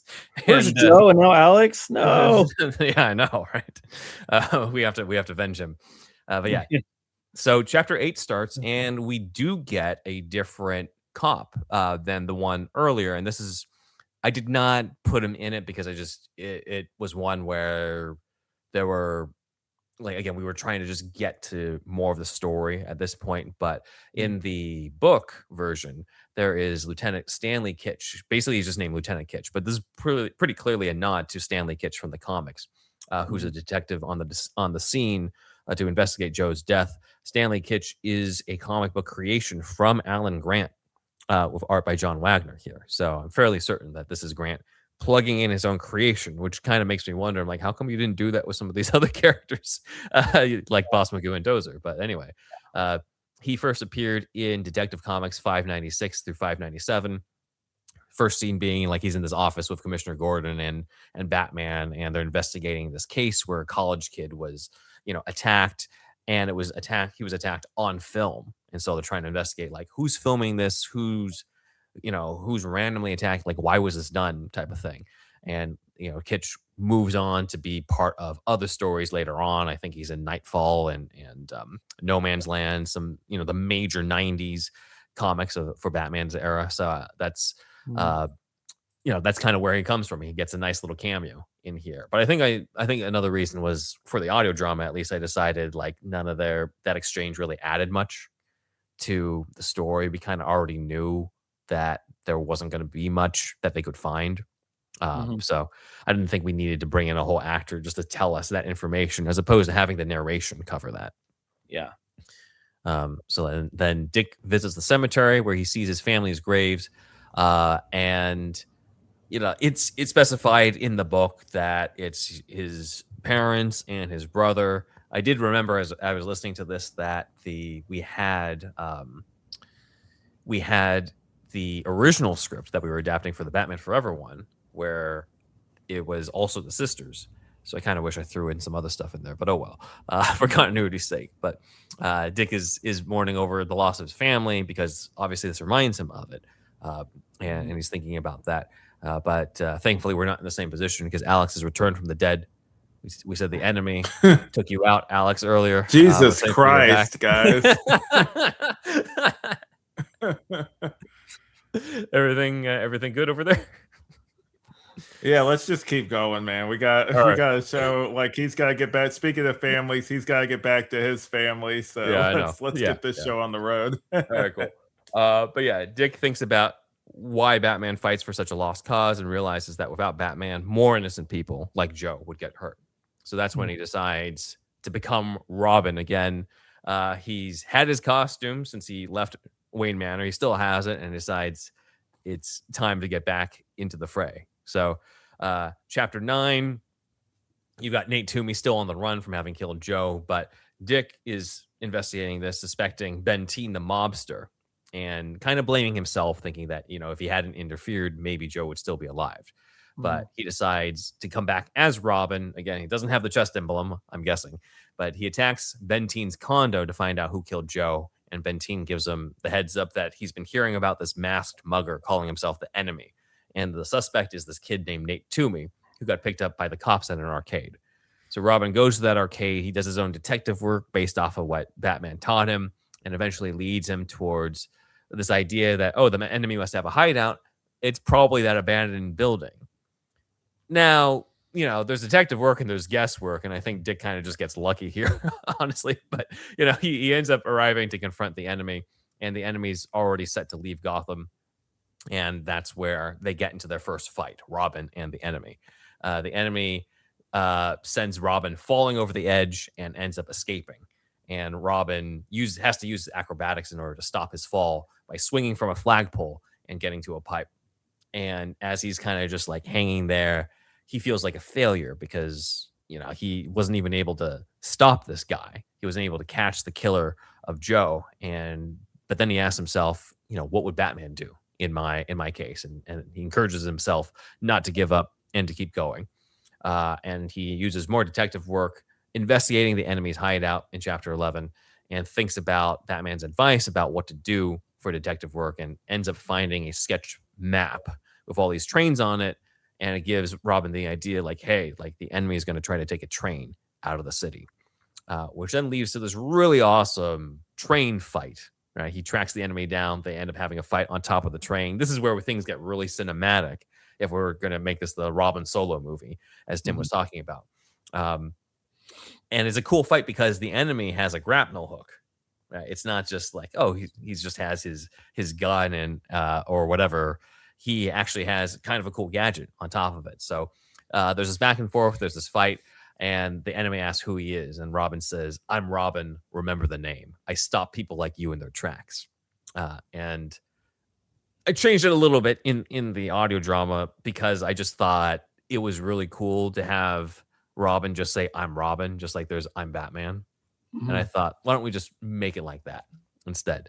And also because it's being spoken. It's a little different when you're reading it in a book. It's another thing when it has to be said. So I just kind of felt it flowed better that way. So he says, I'm Robin, and he defeats the Enemy in the fight. The Enemy's grapnel line snaps, and he falls and nearly dies, but Robin manages to save him and knock him out in order to take him in. And so chapter 12 begins with Nate in Blackgate Prison. I think the first time we even hear about a Blackgate prison in the Schumacher-verse. And here he vows revenge against Robin, setting him up to be a bigger villain in the book. However, it doesn't say anything beyond that. I took a big liberty at this point in the audio drama because I just felt there was something satisfying about the idea that the Enemy was going to become someone else, right? Somebody bigger, or that you're kind of like, hey, just be, Robin's in a training ground to be a hero. This guy's been in a training ground to be a villain. And one thing that this story had reminded me of, even though it was written a little later, was the comic Robin Year One, which showed up in 2000. So we're talking a little bit later, but like in I Robin still Year haven't read One, that actually. you should check it out. In Robin Year One, it's great. Yeah, I love it. But yeah, Batman. Have you read that it, Tim? I haven't read it. No. Yeah. That was a little bit of the inspiration for me for this one, because Robin also ends up on his own at some point in Robin Year One and has to discover what it means to be a hero, because Batman didn't like how he disobeyed orders and was thinking that, having Robin around was a mistake. Sounds familiar. So Dick goes on his own and ends up meeting this assassin named Shrike, who has an apprentice named Boone. and a whole bunch of stuff happens. I'm not going to give it away, but essentially it teases the idea that this fellow kid named Boone is going to take on the mantle of Shrike in the future. And so Shrike is a Nightwing villain. There's also this. I'll bring this up later. I was like, this is cool, Ben, but I don't see how that relates. Shrike is a Nightwing villain, as we're showing here in the visuals. And this character doesn't show up until like 2000. But essentially the idea that I was hinting at with the whole, like, he was thinking, oh, like Robin's a bird, I'll be a bird too. Like a Shrike, the idea is, what would make sense for this character? Who would this character become? And so I was thinking maybe Nate becomes, quote unquote, Boone from the comics, is a character who, wants revenge on Dick Grayson / Robin, trains under the League of Assassins, and returns as Shrike to specifically go after him. And so that kind of fit, I felt, the best out of the Nightwing villains whom I was familiar with, and also had the connection to Robin Year One that I already felt was a kind of a similar story to Robin facing the enemy.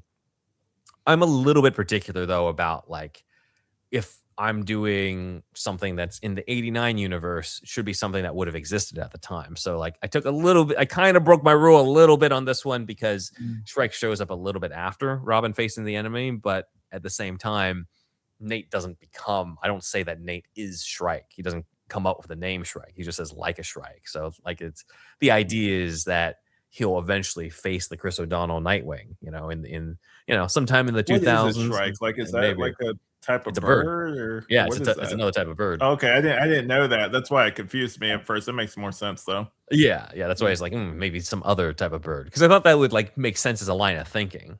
I'll fight a bird as a bird type of thing, and I think it just kind of made sense compared to, like, I didn't think Blockbuster would have worked.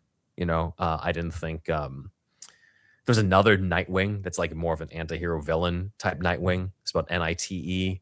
There's all these different Nightwing villains, but I just felt this was the best fit. So that's one thing I added. And then the other thing I added, I forgot whether or not Tim and we talked about this. I added a line in the narration where it says Dick Grayson finds the stash that Nate had stolen and sends the money over to Joe's family. Yeah. That was not in the novel. That was one where I was just like, okay, come on, man. This family went through enough in losing Joe. Yeah. The least we can do is just have him, have Robin be able to do this for them, because they're not going to know, like, oh, at least, Dick Grayson went out and found your father's killer. Like, I don't think they're really going to know to that level, because he's got to keep that secret identity on the down low. Right. So I thought that was kind of something to throw in there just to sort of tie things up a little bit, or at least have some sense of a happy ending, or a happier ending for the Joe side of things. And then it sort of ends with Robin looking over the city, where he's joined by Batman, kind of the inverse of that alternate ending shot from Forever, where it was supposed to be Batman and Robin on the gargoyle, with Robin joining Batman. This time it's Batman joining Robin, and Robin kind of brings up what he's learned to Batman, that like crime fighting isn't a game, and that there are real life stakes here. And Batman, brings up that he's proud of Robin for finding himself, and that they can finally become partners, at least until the middle of Batman and Robin. But that's beside the point. They can at least finally be partners, and the two take off into the night, and they're Batman and Robin once more. And that's the end of facing the enemy. So I thought that was, I really love the ending of the dynamic duo coming back together type of thing. And I think that it was great to play that part. I felt very satisfied when I got to that, when I got to the ending of when I heard the finished version of what you edited together, Tim, for the Neuverse version. Yeah, I love it. I love listening to it. I love your performance as Batman. I love I love the story. I do like the bookend. You said this earlier, but just the Batman and is in the beginning and the end, which I think for a Robin solo story, that's kind of, I think, what you want. You want the focus to be on Robin and Dick Grayson's journey. Yeah. As much as we all love Batman, I want to see him. This is Robin's story. This is Dick Grayson's story. So that beginning and end was, I think perfectly done. So yeah. Yep. Awesome. So we've gotten to the end of Facing the Enemy. We'll take one more break, and when we're back, we have 2 questions for Tim about future, actually 3 questions for Tim about future Neuverse Media projects. So we'll see you guys after that. Hey everyone, I wanted to share about my manga, Musashi and Son, the one that you heard about in the previous break. It is my take on the legendary samurai, the real-life samurai Miyamoto Musashi. I had the pleasure of discussing this at LA Comic-Con with fellow podcasters Jonathan London of Geekscape and Zach Schaefer of $2 Late Fee. You can check out the episode Geekscape Live at Comic-Con, LA Comic-Con 2025 for the full panel. But this is just a snippet where Zach of $2 Late Fee got to ask me about it, and we went more into it. So check it out. Thank you. Can I ask Ben a question? Yeah, of course. You guys are you guys are on the same network. Yeah. Please, so you're friends. I only see Ben. I see Christian maybe more than that, but Ben once a year. Ben has like 3 or 4 comics in front of us and a graphic novel trade looks like. And I looked through one. It's Musashi and Son. Yeah. And I sold that at a panel. Beautiful illustrations, but I just kind of went through the writing a little bit. It's really fantastic. Ben's a really good writer. Ben's got some cool stuff here. I'm kind of tripping out. But I look at Musashi and Son, and I'm like, James Liu would be a great lead in if there was a film version of this. Put some beard on him and put a long hair, for ponytail and whatnot. I think it would be pretty awesome. But I'm tripping over your stuff. It's so cool. Oh, thank you. Yeah, it's been in the works for a while. I mean, the first time that Jonathan brought me onto the panel, I was like, I've got issue 1 in the works, and now I got 3 of one series, and the other one is Musashi and Son, which is, we sold a copy of it earlier today at a panel because it catches your eye. Like the Ira is the name of the artist, and she does fantastic work, and she's also really fast and does fantastic work, which is rare in the comics industry. So I owe her pages because she's a lot faster than I am in the writing, so I have to do it. But yeah, it's essentially based off the real life story of Miyamoto Musashi, who is known for the Book of 5 Rings and all these duels. But one thing that I found out about his life was that he adopted this one child that he found who was an orphan. The orphan was sharpening a sword, and he's asking, why are you sharpening the sword? And the kid says, well, my father died yesterday. I'm not strong enough or big enough, because he's 10, to carry him up the hill to bury him. So I'm going to take the sword, I'm going to chop my father in half, and take it up in 2 trips. And Musashi says, how about you don't cut your father in half, I help you, but in return, I train you to be a warrior. And so he trains this boy to become a samurai himself. Flash forward many years later, they fight side by side together in a battle.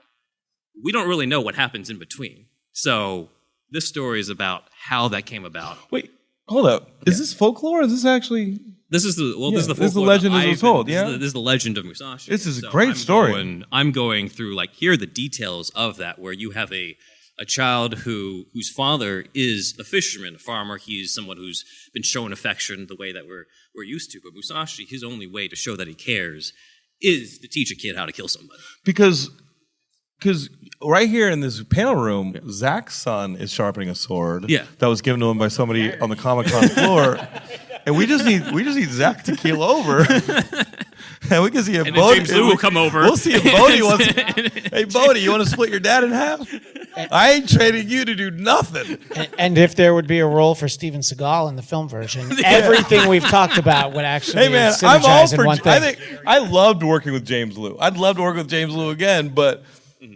Steven Seagal and Bodhi. That's a minor character. We know James is the lead, but there has to be somebody Steven could be. There are villains. Perfect. Because the boy lost his father in my version. He gets a cake thrown at him and he eats it. And so Musashi's like, I'm going to train you to wipe them out. So a Russian sympathizing bandit. Ben, we found a spot for where Steven can we get Seagal. this book? Where can we get your book? You can get it on Amazon, or if you're here, if you're interested, you can just buy it off of me. I have copies. We got 20 minutes left in this con. What are you talking about? And that is Musashi and Son. You could check it out in the Amazon link below under my author page. We have Volume 1, The Ring of Earth, that you heard me talk about, and then Volume 2, The Ring of Water, is releasing this year in 2026. You can get both off of Amazon. You can also get merch on our TeePublic that we list below under my name. You get all the superhero stuff you should know merch that I talked about earlier, but also Musashi and Son. So check that out. Thank you. We're back, and I am going to pull up what we teased earlier, which is this. This is the original thumbnail for Robin facing the enemy that I thought was a great touch. I know you changed it later on, Tim, but like it was a great touch because of the connection to this Spin Master reissued Robin action figure. Yeah. So I was like, that was a great touch. I Yeah. really love that. I love it. Yeah, I might go back to that. I think with a lot of what I do, sometimes switching out thumbnails can help with attracting views and things like that. So sometimes I'll alternate different thumbnails. But yeah, you're right. I really like this one. Yep. Cool. Let's go into the comments. All right. Ruben says, first comment, awesome deep dive into the original script of Punisher Warzone. That's what Alex and I covered last time. Thank you guys for the shout out as always. And I'm curious for what's the next audio drama on Neuverse Media that you guys are working on. So go ahead, Tim. Yeah, great question. Yeah, the next project that I would that Ben and I have been working on is an adaptation of Batman Year One, but set in the universe of Robert Pattinson's Batman, and it's a kind of a hybrid of a project because what Ben did was he took the unmade Darren Aronofsky script, which is very spectral and very different and very unique, but surprisingly fitting for the tone of the Robert Pattinson, Matt Reeves universe. And so Ben was able to kind of craft a script that pulls from that screenplay and brings it into the world of Pattinson's Batman, which is really, it's a great, honestly, it's probably one of the best scripts that Ben has done. Oh wow. Especially, yeah, you're welcome. Especially because of what he had to do to fit it in that world, being that script was written. It was based off the comic, but with a lot of new ideas. But in this case, we had to kind of pull out some characters and make it fit. So that's something that we've collectively been working on. But I'm also working on some other stuff with kind of going back to Superman Lives. I have a couple stories that I've written for Batman. I've one called it's an original story called The Last Stop that I I'm wrote. looking forward to this one. Yeah, this is a story that I wrote where John Foxwell, who voiced the voice Joe in this, he's coming back as Gordon. Sweet. And it's a really interesting story about a series of people disappearing at a bus stop. Or like in a bus terminal, and it's this very, very mysterious case that Batman steps in and helps with, and it has kind of an interesting story. The other one is it's not really in production, but it's something I've been writing, and it's I haven't told anyone about the story other than my wife, because it's a very, very interesting story, kind of dark actually, and it's called The Batman Protocol. And what that dives into is a different side of Gordon, where you see a version of Gordon that becomes obsessed with working with Batman. So obsessed to the point where actually it's obsession, but also his like dependency on Batman. Right. And it kind of answers the question of what would someone in that scenario do if they become so dependent that they have to grapple with what they would do if Batman was no longer wanting to work with Gordon. And so it goes into some dark territory, and it's kind of a dystopian, futuristic story. But it's something that when we get to it, I think it's going to be a very, very shocking story. And so I'm excited about that one. So a lot of other things in the mix, and we're doing Schumacher, Batman Year One, Burton, Batman Year One. So a lot of things that are a lot of different projects, but I would say like the next one that we're actively working on is Pattinson's Batman Year One story. And that one will be Tim as Batman. I'm going to bring up. That will be me as Batman. Yeah. Yep. And then I'm the villain of that one, but I'm not the Batman for that one, which I'm like low key kind of jealous of, because I was just like, because I really do love, that script as well, if I dare say so myself. But I'm really looking forward as well to kind of what we've been doing recently together, which is like these stories are starting to tie in, right? Like it's right. Like beforehand it was just like, okay, this is an adaptation of this, it's an adaptation of that. It's sort of like, what if they went with this script, that script, but it's sort of like now stuff is sort of weaving through. People might have noticed in Gotham Guardian, the one that your latest release as of this recording, Gotham Guardian. There's some hints in there about like other stories that we haven't heard yet that are definitely like stuff that we planted or in the works. Or Robin dies at dawn, like we talked about before. That's very clearly setting up Batman Unchained. Which I need to get back into. Sorry, Tim, for writing.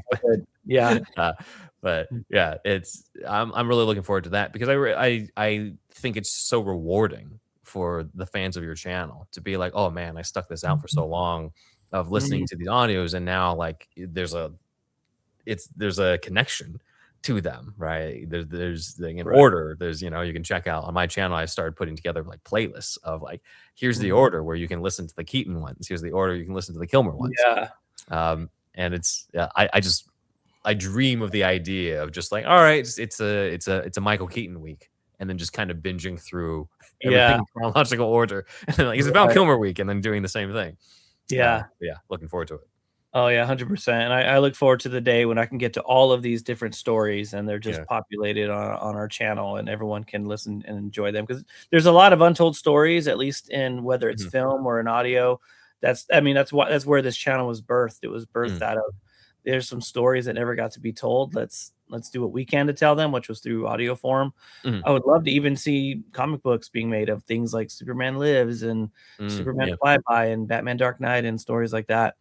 But for what we do, this is what we're able to kind of produce and put out there for some of these stories that that need to be told, or even adapting things like Batman 89 Shadows into an audio drama that people can listen to, and hopefully we'll be able to do Echoes and some of the other Batman books and stories that have been written since we've done that one. I see a lot of requests for Echoes, and I can say right now we have not started on that one, mainly because I think here's the reason why, right? Because I've teamed up with Ian Miller on adapting the rest of the official Burtonverse in terms of the John Jackson Miller books and Echoes. We kind of agreed we're going to work on all of these together, and with that timeline, as of now, Echoes is the finale. Echoes is the last story. It wasn't necessarily written in like with the John Jackson Miller novels in mind. John Jackson Miller was kind of writing it at the same time, and so it's kind of I feel like it's sort of a weird experience to kind of try to read these in order or try to like go through the order the way that they're presented. And what we'd really like to do, Ian and I, with Echoes is somewhat stay true to what's there, because again, if you're going to sign up for 89 Echoes, the audio drama, you want to at least have the base there, but add enough to it to make it feel like, oh, it's all leading up to this, right? It's all the stuff was planted earlier, and I know John Jackson Miller tried with it within his novels to be like, oh, like let's have this tie into that, but I think we're going to be able to do that in a different way because of how it's going to be. We're producing it in more chronological order, or at least writing it in more chronological order. It's up to you, Tim, on which one's to release, but or at least writing it more in chronological order so that you can do that whole, Michael Keaton audio binge and be like, oh, like that connects to this chapter or that chapter, as opposed to like, oh, this is kind of all over the place, which is kind of unfortunately how it was in real life. So that's kind of why Echoes is going to be on hold for a while, because it's like to make that really special, you kind of have to treat it like the one that everything else is leading up to. Otherwise, you're better off just reading the comic, so that's kind of my attitude about it. So it is on the way, but it's going to take a while. This one comes from Slight Rebellion off Madison. This comes from our Patreon patrons. We asked them if they had other questions. The previous one from Ruben was just one that he left on a video of ours, but this one comes because we specifically asked our guys who pay or help contribute to us if they had any questions for you, Tim. So this one comes from Slight Rebellion off Madison. My question, or series of questions, and you can pick and choose which ones off these, is in regards to the casting process. When staging / recording a production, do you have voice actors emailing you about parts, or are you like Orson Welles at the Mercury Theater and his small company of actors? I kind of like the sound of that. I kind of feel a little bit I mean, you can tell us the accuracy of this, but I kind of feel a little bit of the latter sometimes when I see, like, Ian being Firebug, or Eric Elliott being Rick Flag Sr., or Brady, who's a friend of Alex and me, as Superman. Like, I kind of feel that like small company actors type of thing too. But also I know that you have other people as well who participate in this. Also, are there times when you can't find an actor for a role and you have to reach out to people? Finally, when you do cast a role where a character was previously played by someone in live action, do you try to have the voice actor sound as similar to that person, or do you tell them to just do their own thing? And bonus question, not that you have to answer, have you ever had someone audition that was so bad that you said, there's no way I can use that? I'll leave it up to you in terms of which ones to answer. Okay. Well, first and foremost, thank you to the individual who wrote this question, having so much interest in our casting process. That's very humbling for me. I would say it's a myriad of things in the casting process. I do feel like we have our own kind of casting family, like pool of people that I've worked with so many times that they're kind of easy to reach out to. Sometimes it's out of convenience. It's just out of who's available, at that time, especially if I'm working on something actively, and I kind of will go to the people that I know are available, or let me know that they're available for acting roles. And there's some that have come and gone that I've worked with like earlier on, and they've just since become unavailable for audio dramas. And so and then there's times that I don't have someone in mind for a role. Kind of like when I was recasting Robin for this project, I had to kind of shop around and do a little bit of searching to find someone that would be fit for that role. And then he also asked about getting people to sound like certain actors. That's a mixed bag. It's hard because, especially working on the budget I work on, which is really no budget. It's hard to find actors that can do impressions, especially good impressions.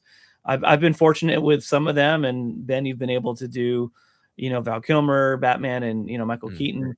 For other roles, if it's a small role, like say like Alexander Knox, that's a good example. Am I going to find someone that sounds just like the actor that played him? Probably not. So what I'll do with my actor, I'll say, hey, just try to channel that personality. I know I'm not asking for an uncanny, performance where like, oh my gosh, it sounds just like him, but just try to pull from that performance and try to do something that feels, in league or in line with that performance and that persona. And so, like Eli McKeag, who plays Alexander Knox, at least in the last couple of productions that we've done with him, he does a great job. He, just kind of channeling the idea of Alexander Knox. And so that's kind of what we go for. And then have I ever gotten an audition that was so bad? You can decline that one if you want. Yeah, no, I've had, that's definitely happened. I've had, that's definitely happened before. And I think I've just had to politely say, hey, this doesn't work for what we're going for. I try to be, professional and polite with people. I've definitely never said there's no way I can use that. I've never said that. But I've probably said, hey, thanks for the audition. But, or even, Ian Miller sent in some auditions for a few different characters, and I told him which ones I liked, and he actually surprised me because he sent one in for like, for the Joker, and I was like really wowed by it. And so yeah, I'll definitely get auditions sometimes where I'll politely say, hey, I appreciate the interest in the role, but that's not what we're going for. And like early on when I first started the channel, I would take auditions for all the main characters like Batman, Superman, and especially those big ones. I would get a lot of auditions, and it was actually really hard. I remember with like Superman Flyby, I had a lot of auditions for Superman. And that was when I got connected with Simon Mitchell, who's gone on to do a lot of stuff for us. And he ended up moving, and I haven't been able to work with him recently. But I remember I was torn about Simon because his voice was so deep that I was like, ooh, is this right for Superman, But I just felt like he had such a powerhouse voice. And up to that point, I'd only done Nicolas Cage Superman. And I wanted Superman Flyby to be like distinct from that, And so yeah, it's fun doing auditions and doing that kind of thing. But now it's more of the first part of the question, which is we kind of have a pool, kind of like a Neuverse family of people that we that I can go to and say, hey, Tommy, hey, Ben, hey, Ian, do you want to knock out this role? So it's I try to keep it in the family when I can, but yeah, I do have to shop around when I can't find someone. Yeah, I also want to add Eli. You mentioned who plays Knox was also Ben Teen, I think, in Robin Facing That's the Enemy. right. Right? Yeah. So he was part of that too. He's kind of a chameleon in the sense I can go to him with some different voices. And Eli was one of the people that reached out to me. I can't remember how. Maybe it was like as a comment on a video where he said, hey, are you I'd be interested in voice acting for you guys. So he emailed me and we got connected and I was able to give him some roles, and I still send him stuff. He's a really great guy, becoming a great friend of the channel, and he's been really good. Yeah. Yeah, he played the robot in Superman. I try to get him in as much projects as I can because he's really good. Yeah.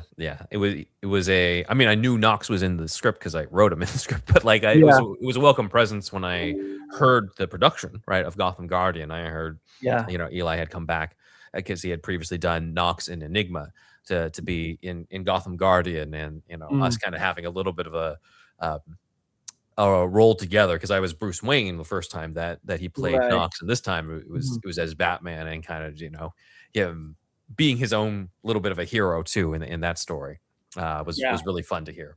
100%. Yeah. And then in terms of like the sound alike things, I imagine too, I'm not the person who recruits the casting as much as sometimes. I got to tell you, Tim, sometimes people reach out to me as if I'm you, and they're just like, hey, you guys looking for voice actors? I'm like, well, I have to direct you to the guy because like I can't make these decisions.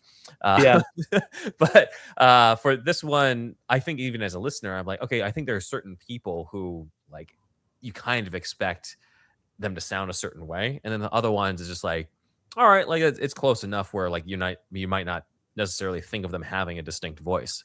So like for example, with when you brought on Nick Gonzalez for Robin Williams, it's just like, dude, like you can't just throw in any voice and be like, oh, this is supposed to be Robin Williams. Yeah. Like, you have to sound like Robin Williams. I mean, in that case, I think in the cast list, I should have just put Robin Williams. I mean, just sounds like no one would ever know. Yeah. Like, I went back in time and I worked with him. Yeah. I mean, Nick is so great. Yeah. Now, there are certain expectations, right, to certain actors. That you have to fulfill.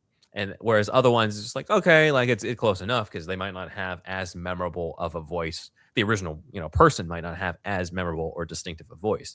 Like for the Superman one, not to like knock the existing cast of actors, but it's just like, okay, what is a David Cornsweet impression, right? Yeah, of Superman, right? So, you just sound like Superman. It's close. So I think Brady was great, even if he doesn't sound exactly like David Cornsweet. It didn't really matter because I'm just like, he's got the spirit of that version.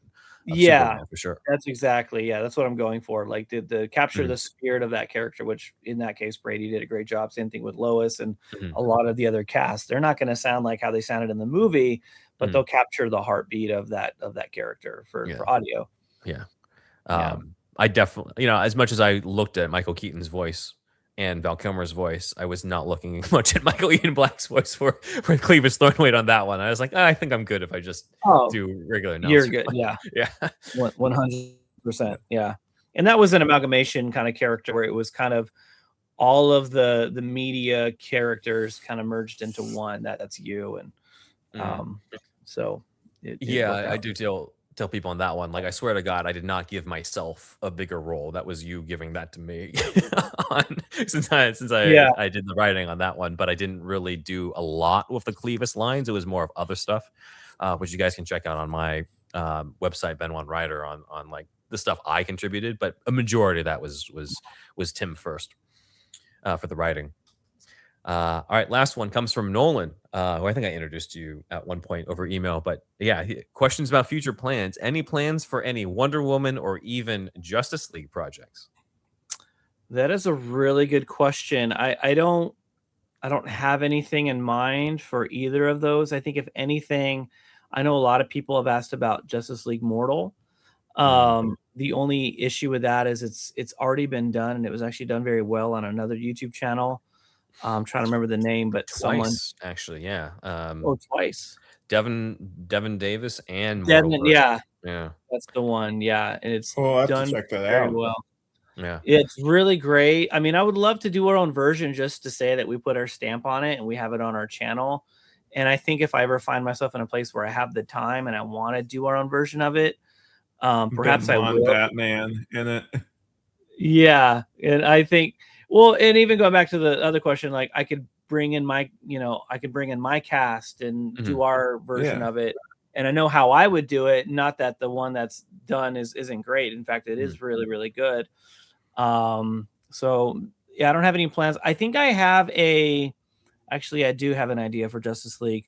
I have a fan script that I found online that's really cool for Justice League, that if I ever had the time, I would adapt that, because it would be a very, very different version than, like the movie or whatever.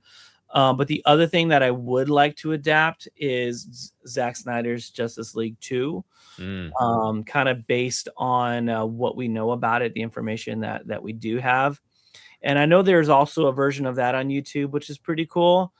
But I think we could do something a little more detailed, a little more kind of in line with what we've done before in other audio dramas. Right. So, but for Wonder Woman, no, I can't think of anything that I've never thought of doing anything with Wonder Woman, but it'd be cool down the line. Yeah. I know you and I have talked too about how awesome it would be to do some form of, what if Michael Keaton's Batman is in the Justice League, like that type of thing. But that's true. Yeah. But it's like, okay, but what's the basis? What's the story there? That's a whole other thing. And, it's not like we have all this free time. We have all these other projects. There's a lot of AI trailers of 90s Justice League where you get Michael Keaton. Yeah. So there's that, which is fun, but yeah, would we ever do something in audio? Yeah, there's a big question mark there. I don't know. It'd be cool, of course. Absolutely. Yeah, for sure. But in the meantime, there's a lot of a lot of irons in the fire right now. I know some that I contributed to as a voice actor, some I contributed to as a writer, sometimes both, and then other ones that I'm not involved in that you're also working on top of that, some of which I hadn't even known or heard of until you brought them up.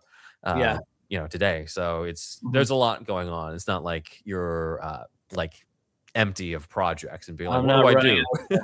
There's no I'm not twiddling my thumbs over here. Yeah, I figured. But yeah, those are the questions. Thanks, guys. Thank you for the question. Yeah. Any other things that you want to plug? I know that you have other YouTube channels or other things on YouTube outside of Neuverse. So if there's anything you'd like to share on that. No, mainly with with Neuverse. I know I've been kind of adding to my content. I've been adding a lot of music, and that's really just an effort to grow the channel and keep things like a steady stream of uploads, and really kind of put the emphasis on what Neuverse Media is about, which is audio and audio experiences in the cinematic space. Another thing that we're doing with all of our future audio dramas is we're producing our own music, and we'll typically have a soundtrack accompany our audio dramas. We did that with Gotham Guardian. Yes, it was so good, man. I love that. Appreciate that. Yeah, so we'll release. So we release that with Gotham Guardian, and we'll do that with some of our future ones. I don't know that I'll do that for the Batman Year One, just because I've already been working on that and been using some of the music that I've already kind of built as a part of my arsenal that I've had for a lot of my Pattinson Batman projects. But aside from that, most of our other projects will have a soundtrack accompanying that, or at least the main theme. I have the theme for our new Superman Lives project. Oh, sweet. Which is really, really, I love it. I listen to it all the time, and I just geek out over it because I love the way it sounds.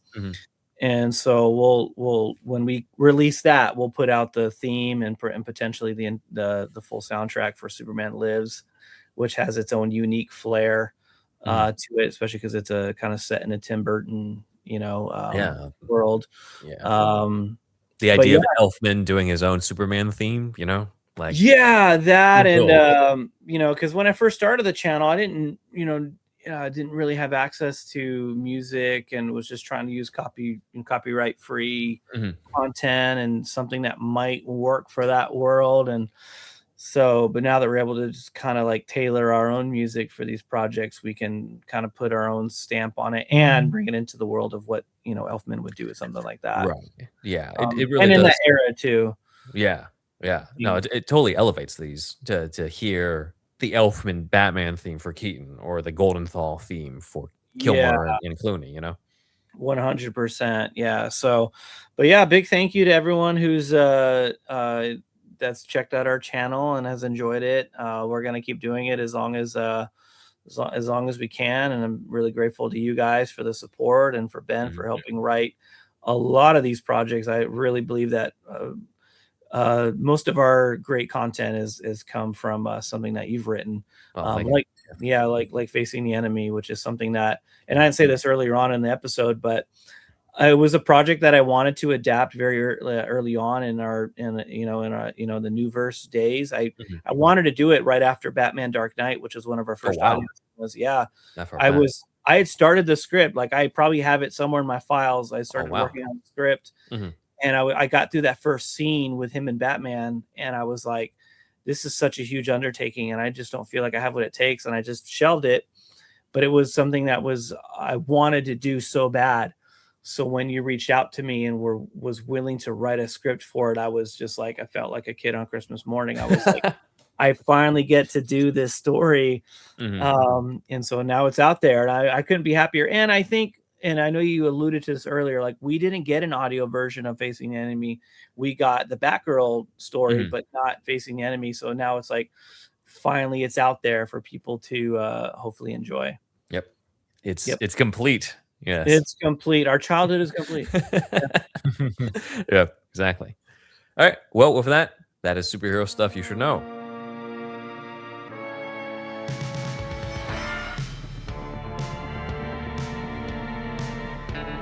All right, everyone. Big thanks to Dan for gathering the visuals for this YouTube experience and for editing, of course. Let's go into our charity drive. So this is something that we do all the time, but this one's particularly special, I think.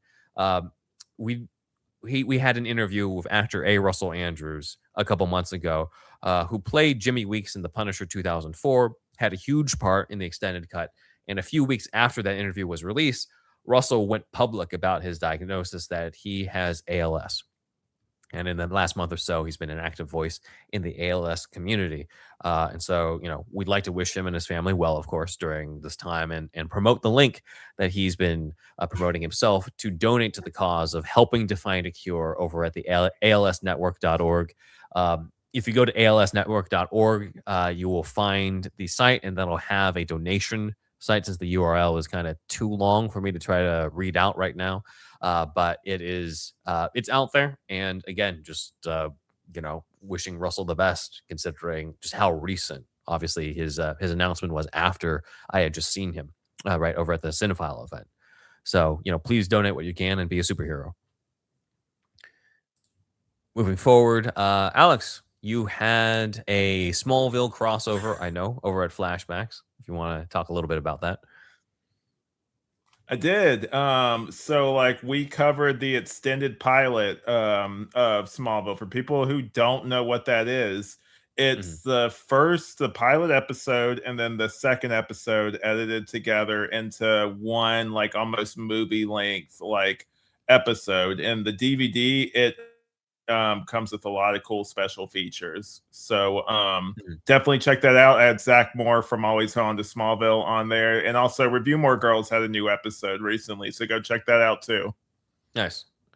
Awesome.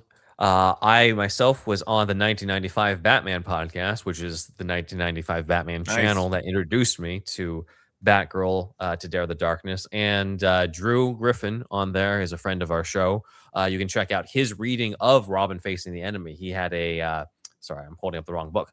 He had basically a mostly unabridged. I know he made a few changes, but a mostly unabridged reading of the novel on the channel. So it's a little bit of a different thing. They actually beat us to the punch on that one, but we have a audio drama and sound effects. He has a straight up audiobook reading Both are good. Mhm. And, Drew got to do that. And we teamed up for an audio commentary on Batman 89. Some of you have already checked it out already.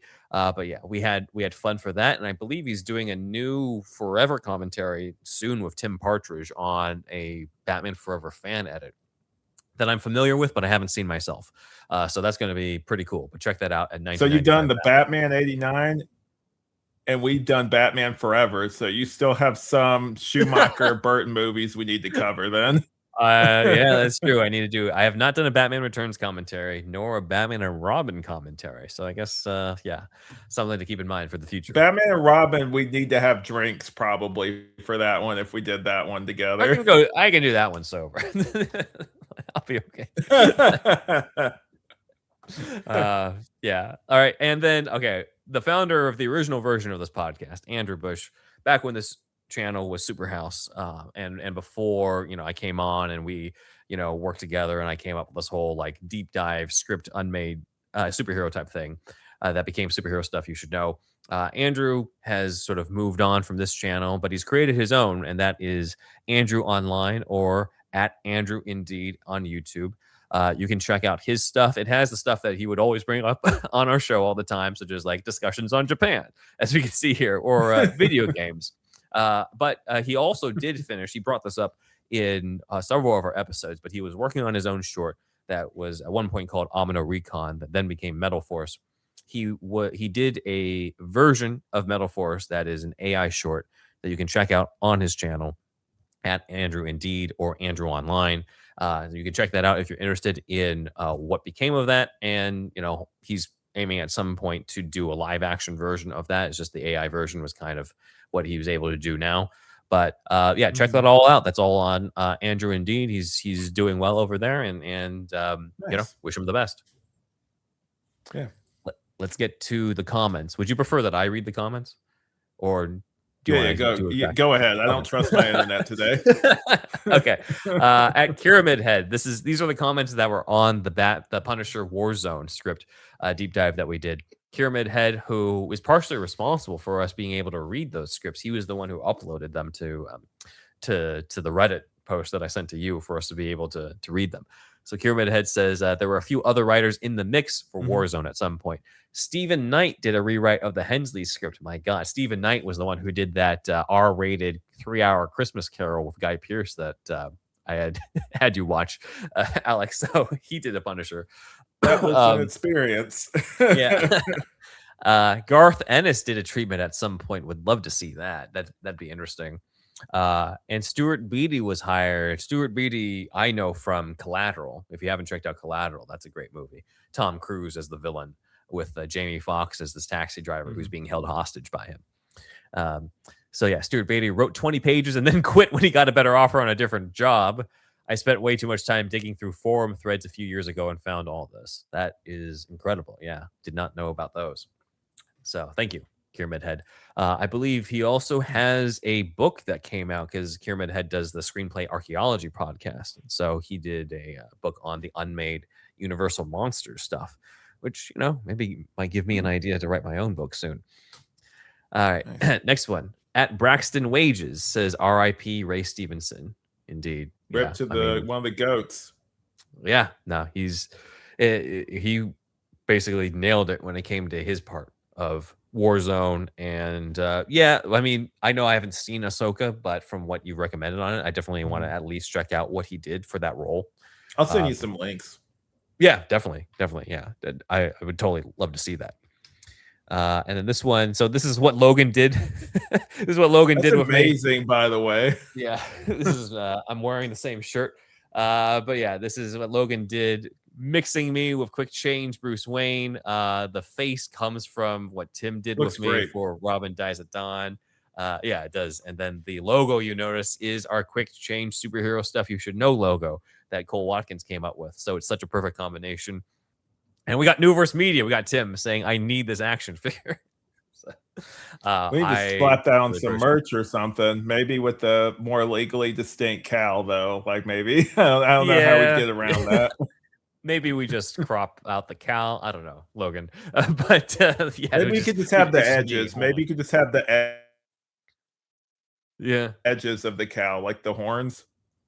Maybe It's like maybe the horns of the cow, maybe. I think we might be okay. Like you just if see it's like the just- edges of the points. Maybe that. Maybe. Yeah. Yeah, I see what you mean. I was just thinking we would cut off part of the arm. Yeah, it might you know? work. Yeah, something like that. But But just yeah, fuck no, it. We'll this- do it anyway. we'll do it.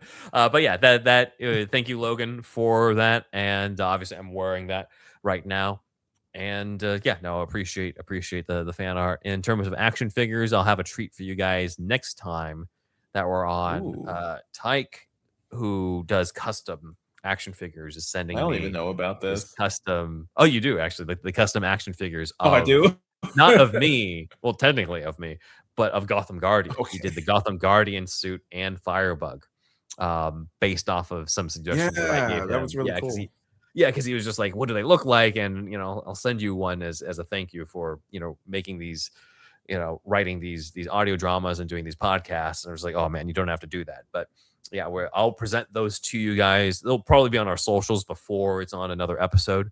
But I'm expecting that actually this weekend. So I'm just like what Tim said, like being a kid at Christmas. My kid at Christmas moment Nice. is going to be getting my own action figures of a Batman story that I had written with, the Gotham Guardian Batman and Firebug, the version of Firebug that I wrote that Ian Miller got to play in that one. That is kind of its own distinct version of Firebug. So check out Gotham Guardian if you guys haven't already. Do you still have that Keaton one? That one that Zach made you a while back, or either that or gave to you? You know what I'm talking about? You mean It's my the Keaton one with the quick change, but did you have it or did he? I know at one point, like I saw it on the show back in the day. Oh, I have it. Yeah. No, he sent that to me. The expensive looking one. Yeah.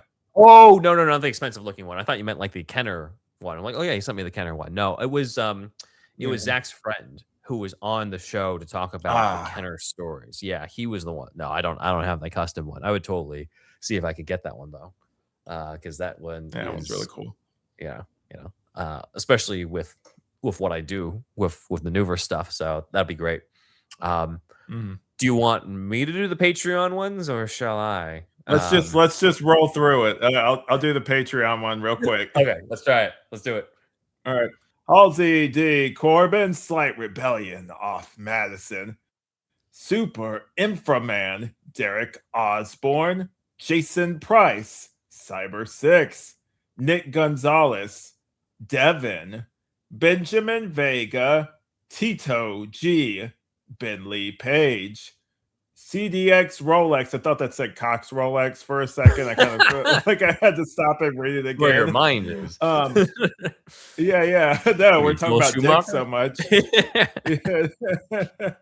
Michael Page, Nolan Moore, and Michael. I'm gonna fuck that. How do you say that? Scambati? I think. Scambati? Sorry, Michael. Is that like Yodel King or something? What's going on here? Is that a new person? He's I don't think he's new as in like the first time. I recognize the name. I think he's been part First of time Patreon I've before. seen it. I think he signed back up. So awesome. Thank you, Michael, for joining. Scambati. Let us I was know. gonna call you Michael. Michael, yes. Let us know, Michael. Anyway, big thanks to our other supporters. I guess because this is Robin facing the enemy, I'll do it as Val Kilmer. Matt Herring, There you go. rest in peace. Leander Nicholson, Logan Wood, Neuverse Media. We know that guy. Triple Threat Comics, Hey. The Bat Feed, Aaron Quinn, at Prof. E. Chicano Batman, Rob Ailing, Robert Schumann, Sparkageddon, Cookie Nums, Elijah B., Shamrock Balls. I should add a comment in there. It looks like Elijah B. Shamrock Balls is the same person. Ian H., Walter the Wobot, John Wells, Rye Guy, Jackson Putnam, Tway N., at Stagebat, at W.Media, Paul G., Sean Willits, Ruben A., Yeet I., Mind Kidzag, Cole Watkins, at Ye Old King _ Creative Sparrow, Drew and Neil at 1995 Batman. YOLO King. Cinephile Video, Tyler Sandifer, and Evan Z. Join us at patreon.com/superheroSYSK. We typically do a deeper dive into these stories. However, I think we went as deep as we could on Robin facing the enemy. So we are doing something a little different for this month. We are going to do, because we don't do a lot of videos or see a lot of videos about it, we're going to go into one of the characters announced for the Batman Part 2, which is the character of Harvey Dent's father. No, I already did 8 episodes on that one. Yeah, Harvey Dent's father. Oh, damn it. Played by Charles Dance. They announced that he was going to be Harvey Dent's father in the movie, and we're going to go over the comic history of that character, why he plays such a big role in Two-Face's origin, why I'm excited about the fact they're including this character, and hopefully create a good adaptation for this character. So we'll cover that in the Patreon for this month. And with that, that is wait, hold on. That is not superhero stuff you should know. Go ahead. I was gonna say, because hold on, I'll wait till it loads. There we go. I was gonna say, because obviously, you can do the Val Kilmer impression and stuff, and I get compared to him all the time in terms of looks. We should do a video where you do the lines and stuff. Yeah, and I just lip sync, kind of like the Birds of Prey, the TV show with Mark Hamill, the Joker. Yeah, I could just cut my hair and shave a little bit. Be perfect, man. I was already thinking of cosplaying as that version of Batman anyway, because I constantly get compared to Val Kilmer. So we should totally do that. We'll do that one. we'll do a video that's dubbed by me, but it's me and the cowl that Profi Chicano Batman gave me that one time in that one video where I'm donning it, because I know you said that I've got the Keaton look from the Keaton the nose down. Yeah, I got the Keaton lips. So it'll be me as Michael Keaton, but you are Val Kilmer, but I'll just dub your part and then we'll just put it all together audio wise. Oh yeah, let's do it. Yeah, let's do it. All right. Well, we see without seeing. To us, darkness is as clear as daylight. What are we? I'm Ben Wan. And I am Stickley. What the hell is going on here? And this is superhero stuff you should know. See you guys. See ya.